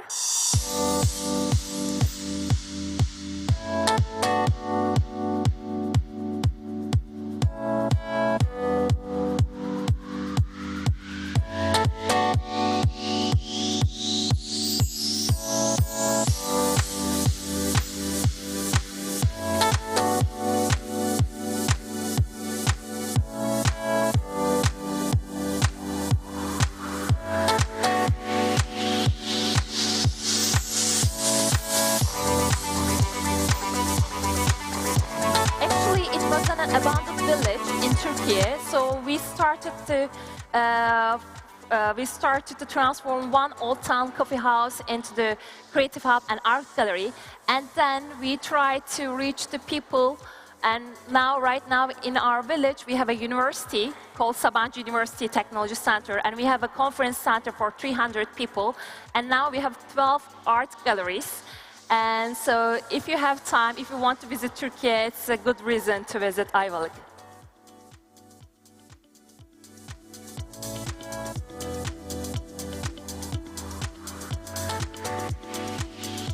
So we are working with UNSDNS. After all visiting the art galleries, museums, and we are teaching them, we are working with the UNDP, and they are trying to make games, develop games to find solutions for the world global issues.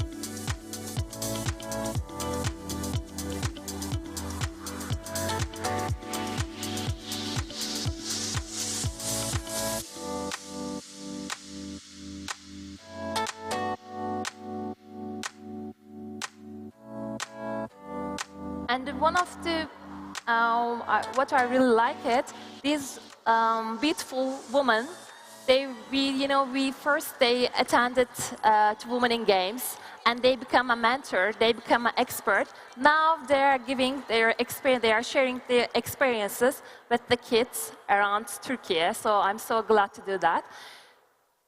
So thank you for listening to me. Sorry, I just, so excited to be here. I try to share my experiences with Recontact Games, Women in Games, and the cats. Hopefully you like it, and if you would like to be part of it, please connect with me through LinkedIn or social media. Thank you so much. Thank you for listening to me. Have a great day. Presentation. Thank you so much. Thank you so much. All right, we're going to be setting up for the next panel. Seema is going to be coming back and joining on that panel. So while we're setting up and putting everything together, we'll just have a minute or two.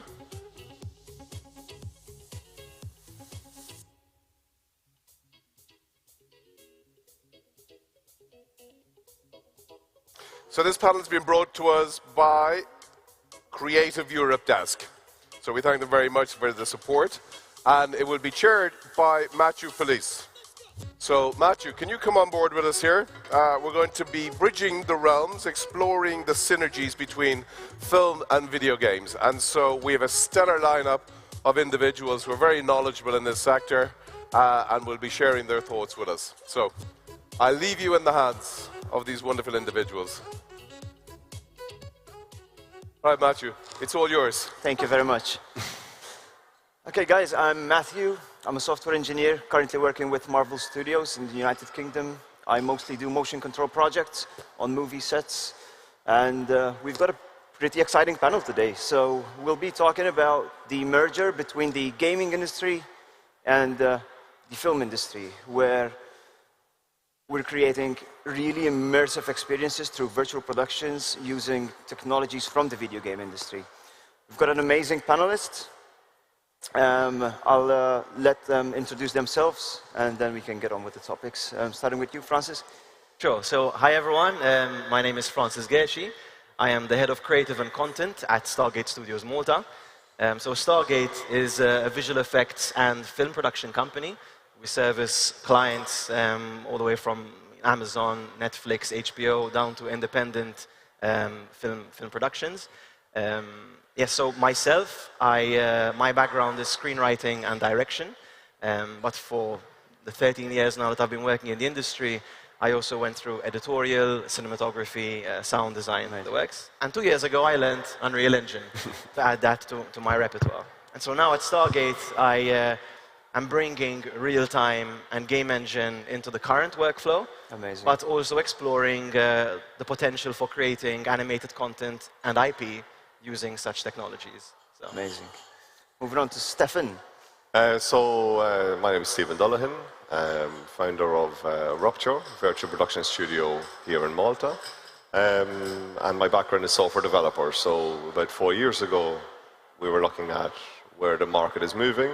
And we started to build a small, what we didn't know at the time, but what was virtual production with real-time green screen and different camera tracking. And that started off in the garage of the house. And then within two and a half years, we have a large studio in Nassau, which is offering this technology. So that's me at the minute, because we're in this R&D phase of constantly learning this technology as it's changing every day. And I don't know myself beyond that at the moment. Nice. Andrei. Hi, my name is Andrei Evdokimov. I'm a cinematic animation director at the Spirasoft Malta studio. This is the pretty big game development studio with the offices across all around the world with like several hundred artists, something like almost 1,000 artists. We're working on different projects, on a AAA, AA projects, I mean the game projects. And my background is like I spent more than 20 years in the animation industry, shifting from the cinema to TV to music videos to game development, directing, animating, and doing all different stuff. So I work a lot with the Unreal Engine also. So I work with other game engines. And I have like a lot of experience in both industries, so like I'm a good example of synergy between the game and the game development and the movie industry. So yeah, safe to say we all like our games over here. Yeah. So, yeah. Sima, you had an amazing keynote before this, but if you want to introduce yourself again. Sure. As I mentioned, I'm the co-founder of Recontact Games, and I'm a game producer. We combine cinema and video games into a new art form through pioneering technologies. We are trying to use AR and virtual reality and emerge these new technologies. And actually, I was like an unprofessional film producer because, like I said, my brother was a film director, and he was like we know that, like, age of 8, we know that he became a film director, right? So I was investing in his film as we started working with age of 7, age of 8. So right now we transform our indie film studio into the gaming studio in 2015, and we are still working on it. We are still trying. We are explorers. Amazing, guys. Amazing. We can't not kick off this panel without talking about virtual production. It's a major, major player in the film industry at the moment, and it's just widely used. I've seen firsthand how amazing this technology is. Stephen, maybe you can give our audience a brief description of what virtual production is and how it's making the movie industry more efficient. Sure. So virtual production is like a very broad term, which effectively pulls real-time filmmaking and computer graphics together. So an example, we use like Unreal Engine, and instead of having, let's say, we go to a beach and we film a scene at the sunset, and we've got like a few minutes, we're able to go to a studio and emulate the sunset for 24 hours. It's a very simple way of just explaining the power of virtual production, where you have your real-time actors, you've got your scenery, and you've got your lighting, and you can just hold your scene for as long as you want. The other sides of virtual production, beyond like LED wall and green screen, are animation. So when you have, what we find very interesting is when we have a motion capture volume and we bring in performers, the performance capture that you can get in that moment is very nuanced. You're able to direct them in a certain way.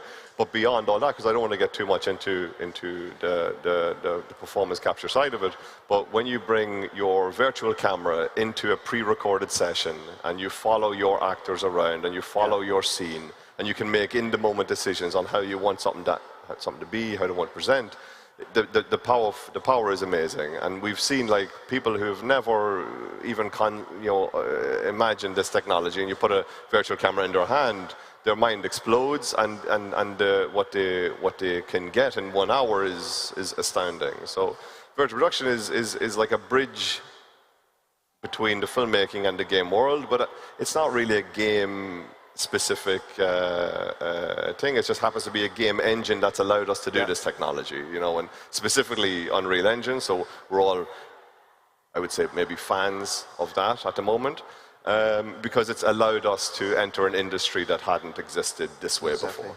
Exactly. And all in real time. Exactly. Because this used to take hours and hours to render. Exactly. Yeah. So mentioning virtual production, a lot of production studios are using Unreal Engine and Unity as their go-to technology to do this, to superexpose stuff on top of the scene. I think this seems like a kind of a symbiotic relationship between the two industries, where investments in research and development to push these technologies forward is beneficial to both industries. Sima, I'm not sure what game engine you use at Recontact Game, but I'd like to get your opinion on it. Sure. We started with Unity. And then, right now, we are working on our own cinematographic engine, because right now we are in the cinematographic, we are producing cinematographic games almost a decade. So Unity was not easy to build that kind of things that we really wanted. So we built our own engine to make more interactive cinema. Yeah. And what happened, the thing is, we can solve problems with the other company, we can solve the other company's problems with our engine. Actually, we make an agreement with Apple. We teach their new workers with our interactive cinema. So we build like interactive cinema stories, like stories with interactive cinema, and we use our engine, and we transform their educational system into the gaming. we use that engine for ours, and also we also share with the other companies. Also, yeah, solving problems. Nice, cool. And also one of the other thing is, you know, the Unreal Engine is getting more popular, right? Right now, if you want to do interactive cinema, they're really eager to learn Unreal Engine. But unfortunately, in Turkey right now, it's very hard to find the talent who's experienced in Unreal Engine, and they're so expensive if they have like a experience on it. But right now, it's you can see the transformation, because also in Turkey, the people, they started in mobile gaming. They start to develop hyper-casual games. So it's easy to learn Unity. It's easy to enter the gaming industry. But right now, you can see the big transformation from mobile to PC.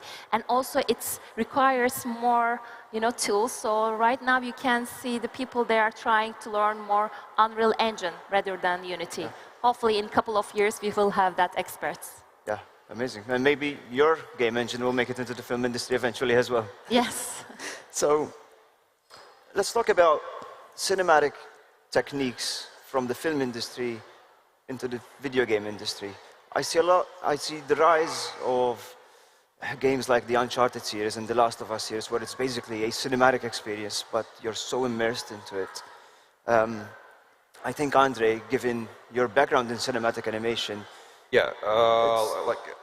I think what they're doing is amazing, and it's just getting even better and better. Games like Resident Evil, it's basically, you're basically experiencing a film, but you're playing it. So it's quite interesting to be having this level of entertainment at this day and age.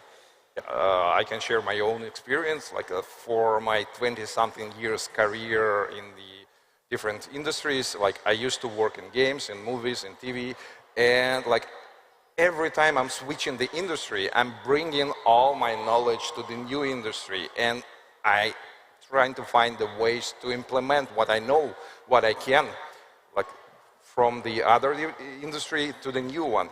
And this is not just me. Everyone doing this. Like you mentioned the cinematic, like a story-driven video games, like the God of War or Last of Us, like they're full of cinematic content.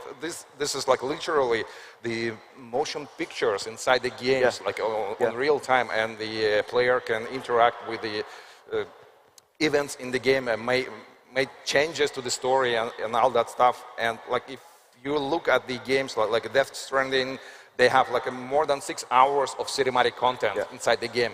Not the gameplay, but the movie like itself, 6 hour long, and that's just the cinematics, which is insane. And because of that, it's not just the games taking something from the movie industry and bringing to the audience, like the ways of doing things, like the workflows, the ideology of like compiling the cinematic content, working with the cameras, working with the assets, working with the characters, acting, and everything else. It's like doing the vice versa thing.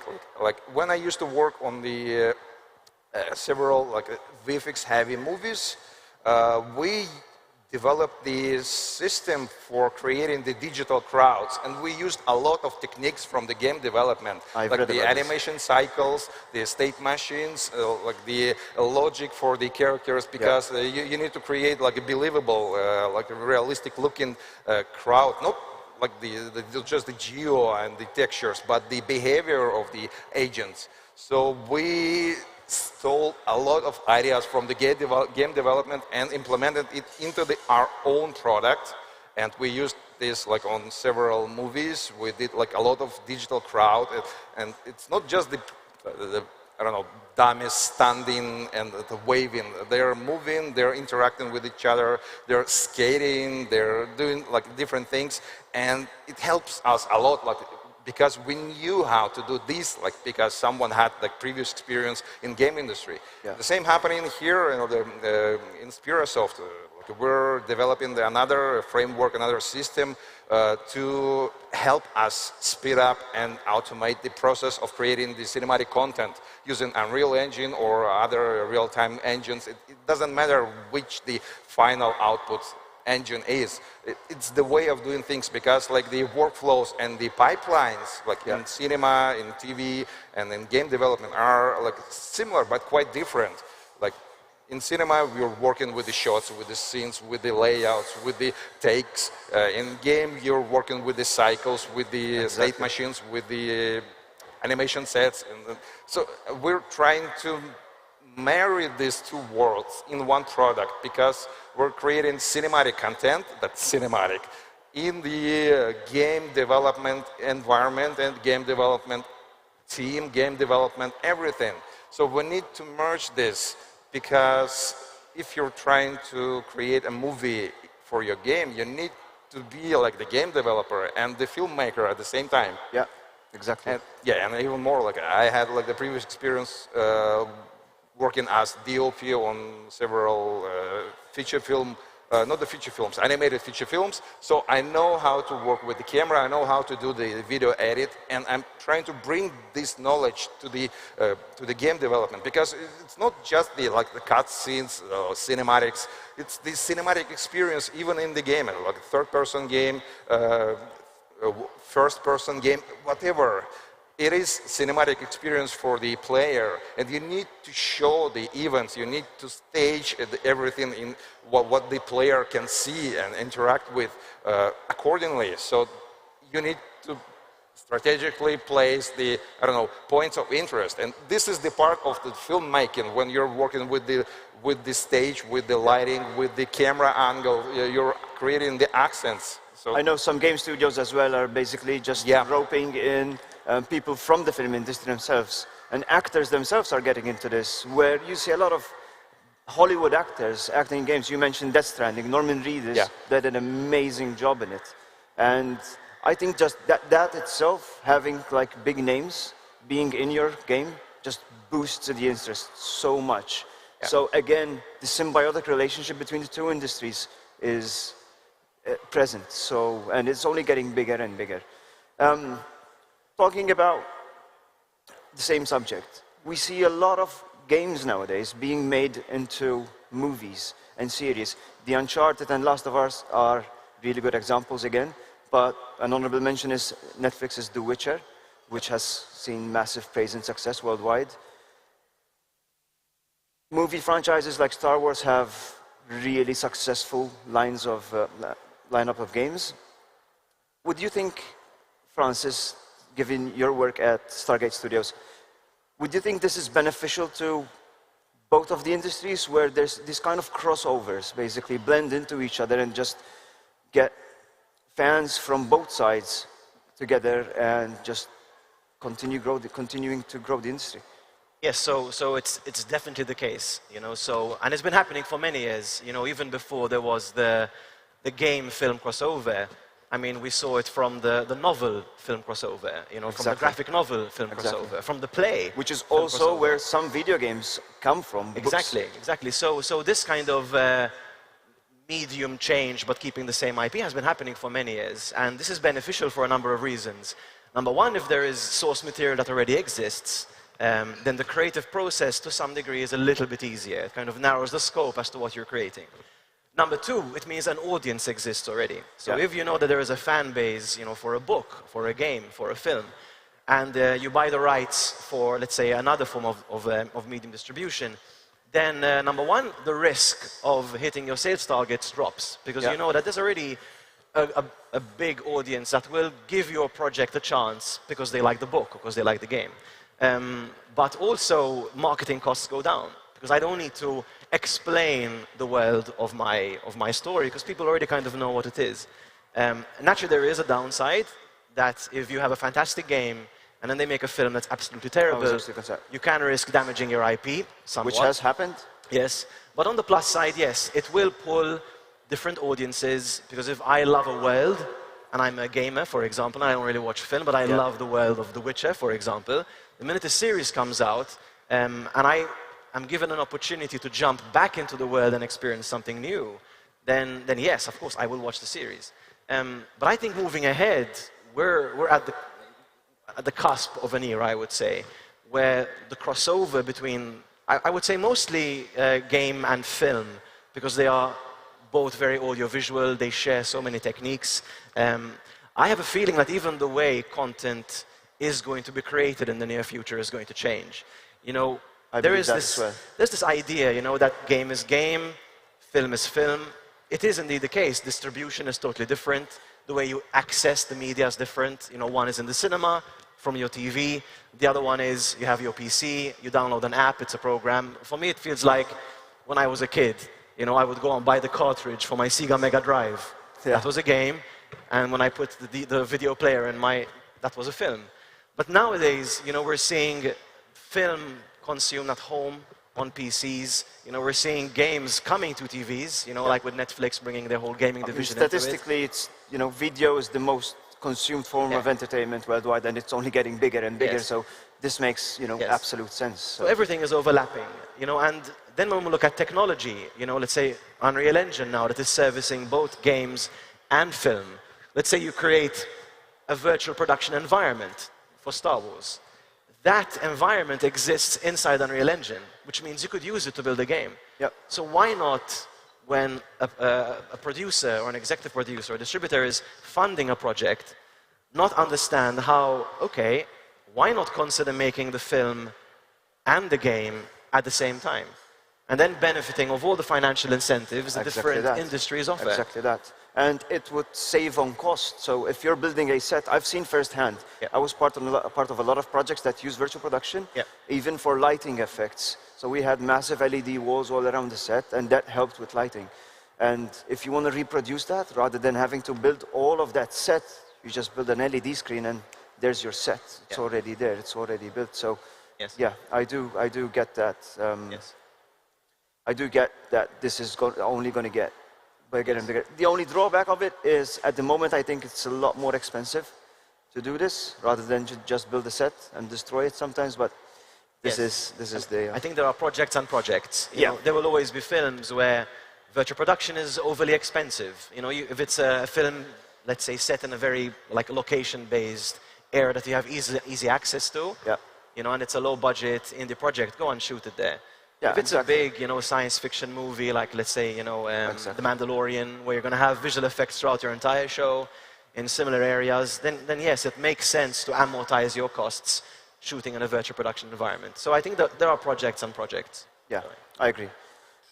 Speaking a bit about movies and games being one and the same, I absolutely agree with you that I think in the future it's going to be indistinguishable. I played the Matrix Unreal Engine demo, and I think that was absolutely amazing, you know, as close as it can get. And I think Matrix is a really good example of, you know, video games being indistinguishable from the actual thing, because people couldn't tell which Keanu Reeves was the real one when they superimposed them like right next to each other, and it's just absolutely amazing.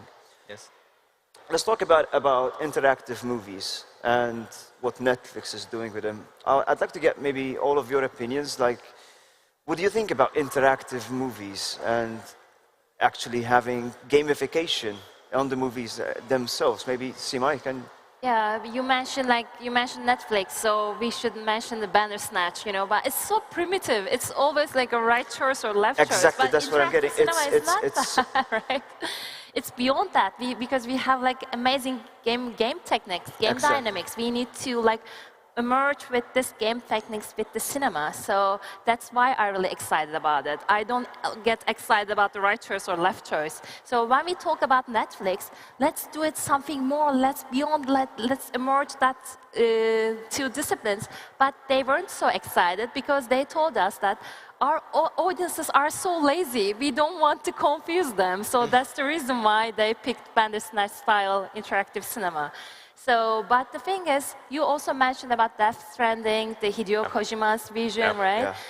I love the quote. It says that the gaming is like making buildings during the earthquake, right? Because the technology is rapidly changing, and you are trying to, because also it takes time. Like sometimes it takes like 4 years, and you need to keep working on that technique. So, and gaming is very tough. Film industry is very tough. When you combine these two industries, it's getting more tougher, but it's getting more excitement. It's also rise the excitement. Yeah. Talking about talent, would you guys say it's hard to find talent to work on virtual production stuff? do you have to look into the film industry to find talent, or do you get video game developers to do virtual production? I'm actually not that savvy into it. I'd like to get your opinion, maybe, Stephen. Well, when we, funnily enough, when we were starting out, we couldn't really find anybody. I would imagine, because I kind of have a similar issue at my job. So the only people that we knew on the island that were in the same wheelhouse was Stargate and Francis. And one of the things that you do when you're trying to come up with an idea is not go tell the big guy, right? As you do. So we were quietly all working on our own wee things. When we started to realize that what was in a garage was either go big or go home kind of time, it was the biggest question that we had when founding the company was, who's doing this with us, right? Because this is not like one person. This is not this is a team of people.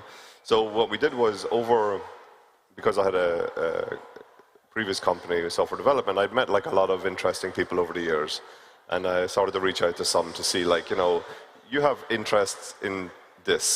And I think if I was to nudge you to what's coming, I think you'd understand it. Yeah. And there was like a little bit of resistance now and then because there's nothing to show people as to what it is you're talking about. And so when something's really new, it's kind of hard for people to be confident about it. That's it. So once we started to put like a PC together and live green, like a projector with our LED, right? Yeah. And they started to see, but now I can tell a story. Now I can do this. Oh, it's real time. And all of these things start to come together. It was like, right, now you understand it. Who else do we need? I think once they see it working and they see how much benefit there is to it, like when the first time I saw an LED wall, I was like, there's no way that's in real time. And they say, yeah, look at the moon, and they just move the moon. It's like, this is amazing. And then for other talent, like Unreal Engine, it's not like we're overrun with people who know it. No. And that's the fault of no one. It's just one of these things that's happening. Now, I understand the educational systems are trying to catch up now and start to build that up, and we ourselves are setting up courses, and other studios are setting up courses. We're trying to create the talent because, people have an interest in playing games. People have, like filmmakers, they watch films, they want to be a filmmaker. People play games, they want to be a game. And then you have a crossover of people who want to build games or game worlds for film.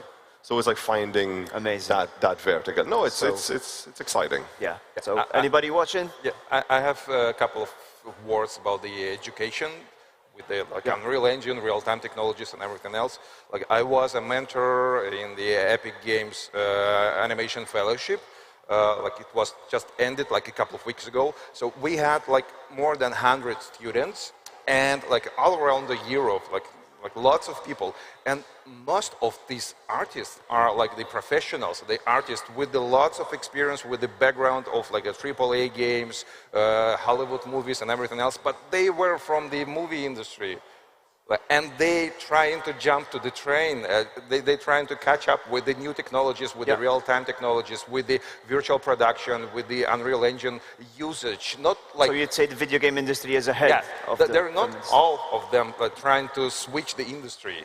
They're trying to find out something new that they can bring to the movie production. Like they're working with Unreal Engine for the previews, for the virtual production, for the LED panels and everything else. Yeah. So they're proficient in their industry, they're proficient in their profession, and they're trying to learn how to use the new technology, new tech, new ways of doing things, like using the Unreal Engine. And quite fascinating how many people interested in this. Which is a good thing. Yeah, and you need to learn, you need to teach. If you want to find like the unicorn over the rainbow, you won't find that kind of specialist. Probably you will find something in the mid-level or maybe senior level, but if you have like a high standard, you need to teach these specialists to survive in your specific environment, using your specific tools, your workflows and everything else. So it's constant learning. Exactly.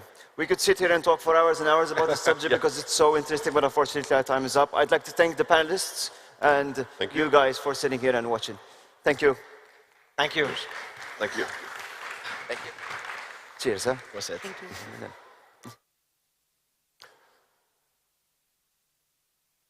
Thank you, gentlemen. What a wonderful panel.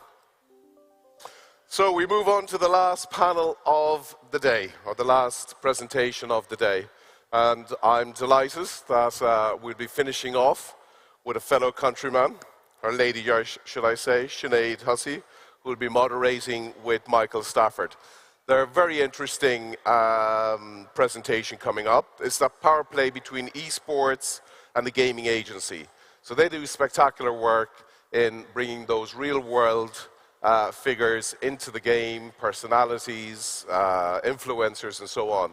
So I'm really looking forward to hearing how this world works, and I would like to invite Sinead and Michael to come and join us. We'll get you a clicker. Clicker on the way.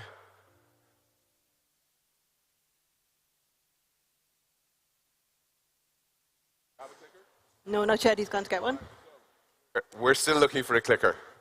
So give us a minute while we track down the clicker and see where that has disappeared to. In the meantime, I know it's coming near the end of the day. We still have a couple of days where things are going on. We will be having the networking lunch after this, so stick around for that. We have a lot of events that will be happening over the next couple of days, so if you're around, come by, play some of the games inside. And I hope you've enjoyed this wonderful event that's been put on. Now, we found the clicker. We're going to put it over to Sinead and Michael, and we'll leave you guys off to it. Take care. Thank you very much. Thank you. Good afternoon, everyone. I'm Michael, and this is Sinead, and we are part of the founding team of Epic Global. And we're actually going to start with a little video just to showcase who we are and what we do. Could we get some sound, please?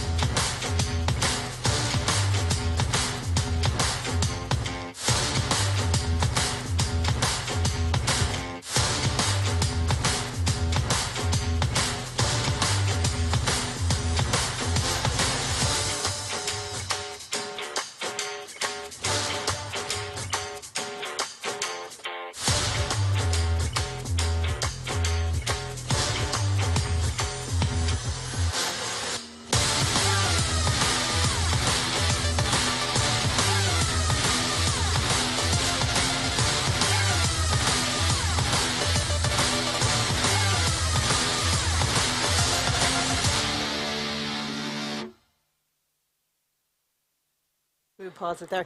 So we are Epic Global. We're a dedicated esports and gaming agency. We're an Irish startup, but we've teams in Ireland, across the UK, and we've a global client base at this stage. So we're coming into our 4th year, and just on the show reel, we wanted to give you a sense of some of the projects and clients that we've worked with over the past few years. We're privileged in that we work with international rights holders, elite athletes and brands. And what we do is we help them enter the world of esports and gaming. We also work with top-tier esports teams, and we help them commercialize our offering. Great. So in terms of the services that we offer, a lot of the work we do is kind of esports and gaming consultancy. So I think first and foremost, that's educating a variety of businesses on what the difference between esports and gaming is. And then also how you can use different game titles to engage with different people in different markets, or different demographics of individuals, depending on how you want to activate in this space. Sorry.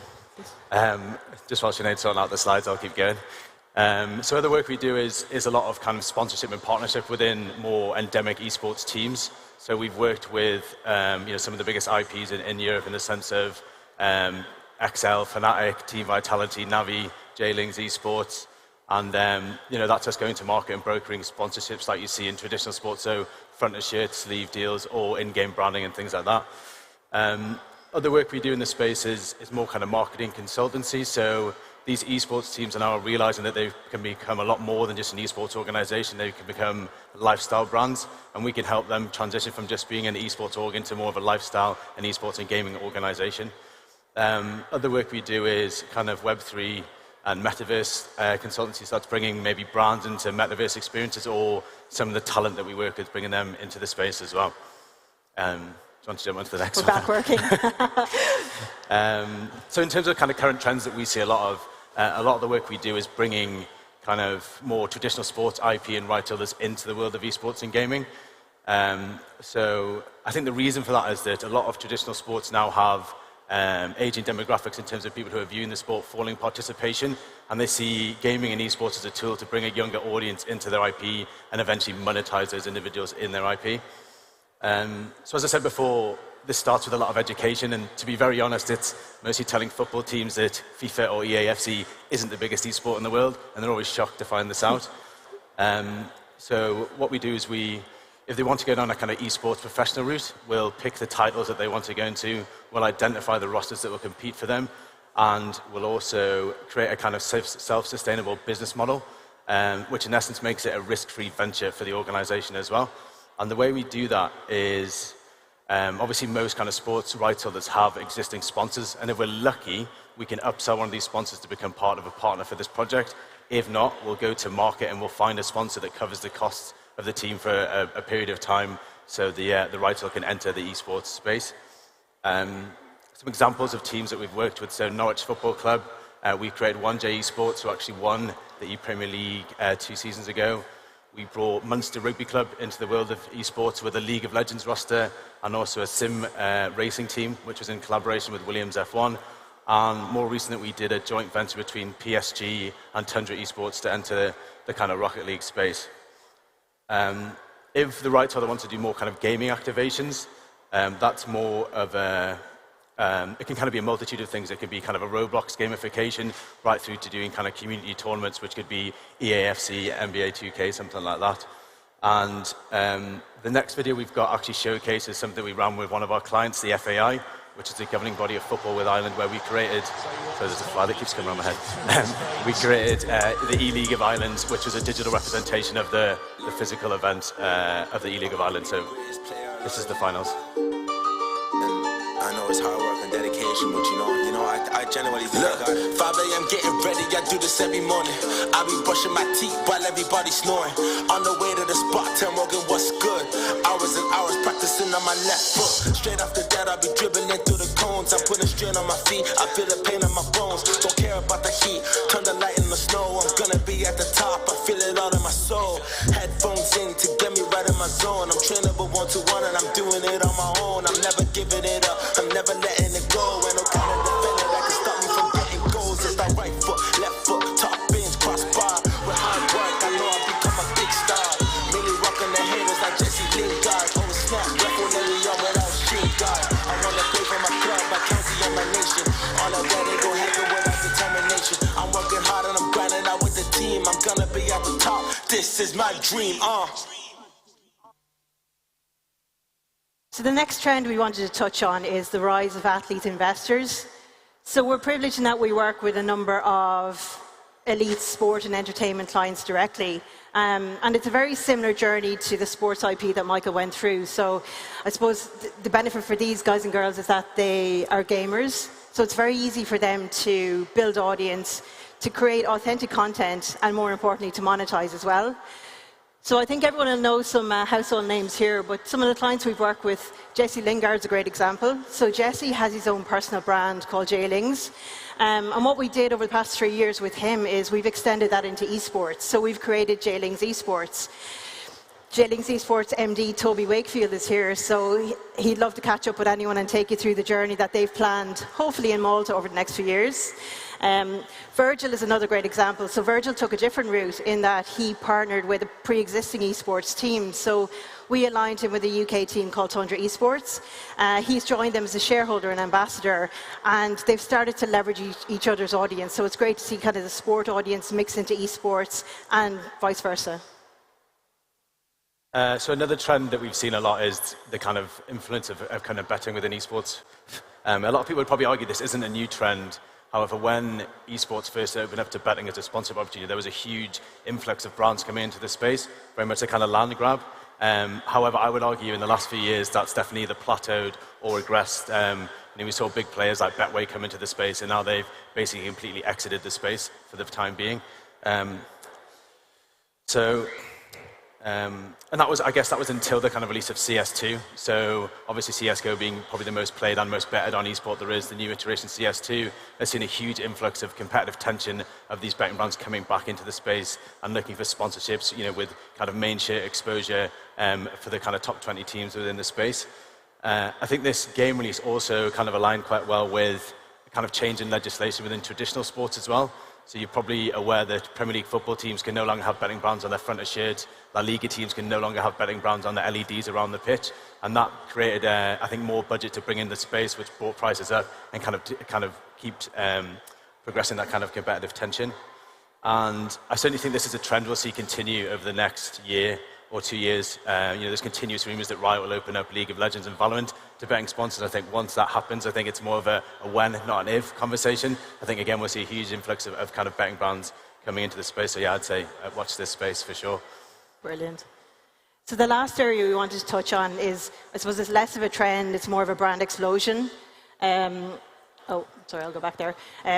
Yap spoke about this from ESL yesterday as well, and it's got to the stage where any brand that wants to target Gen Z and younger, they really need to have an esports and gaming strategy as part of their 2024 and beyond strategy. So I suppose a few new kind of categories that have opened up in esports this year is alcohol is a category that has, some of the titles have previously banned it, but they've kind of loosened controls this year. So you've seen brands like Ballantine's, they partner with an esports team, and they've kind of followed through as well in that they've created a product line. So they launched a whiskey branded bottle, branded in Dotoo skin. They launched it in the Asian market, and a limited edition sold out straight away. So the last example we wanted to take you through is Muju. So Muju is a flavoured Irish milk that we worked with back home. They're owned by Glanbia, so if you've seen Irish butter, Irish cheese worldwide, they're responsible for the distribution there. So Muju came to us and that they wanted to raise brand awareness with Irish gamers. It was very much dip their toes, let's see how this year goes. So we've had huge success insofar as they've integrated esports and gaming into their strategy next year, and it's become a brand pillar for Muju now going forward.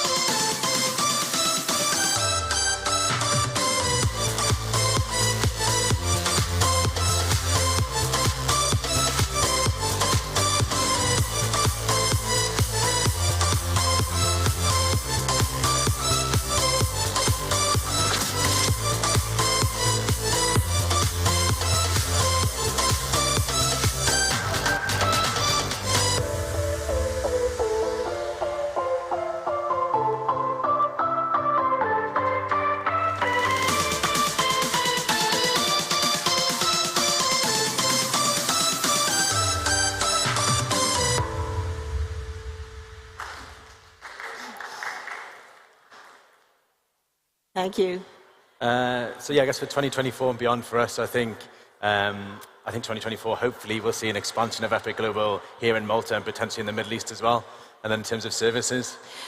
Yeah, so we're looking at adding additional services. So obviously Roblox, Fortnite are huge for brands. So we want to set up our own game development studio. We're exploring it in Malta and a few other regions.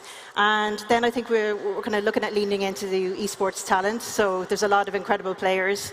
They don't have agents or representation, so we're going to kind of come in, I suppose, and follow the sports agent route and provide professional services for them as well. So, yeah, that's it. Yeah. I suppose. Brilliant. Listen, thank you very much. I'd love to catch up and speak to anyone. Brilliant. Thank you. Thank you. Well done. Lovely presentation. Thank you. Thank you. What a wonderful presentation. That was brilliant. Now, ladies and gentlemen, we are coming to the end.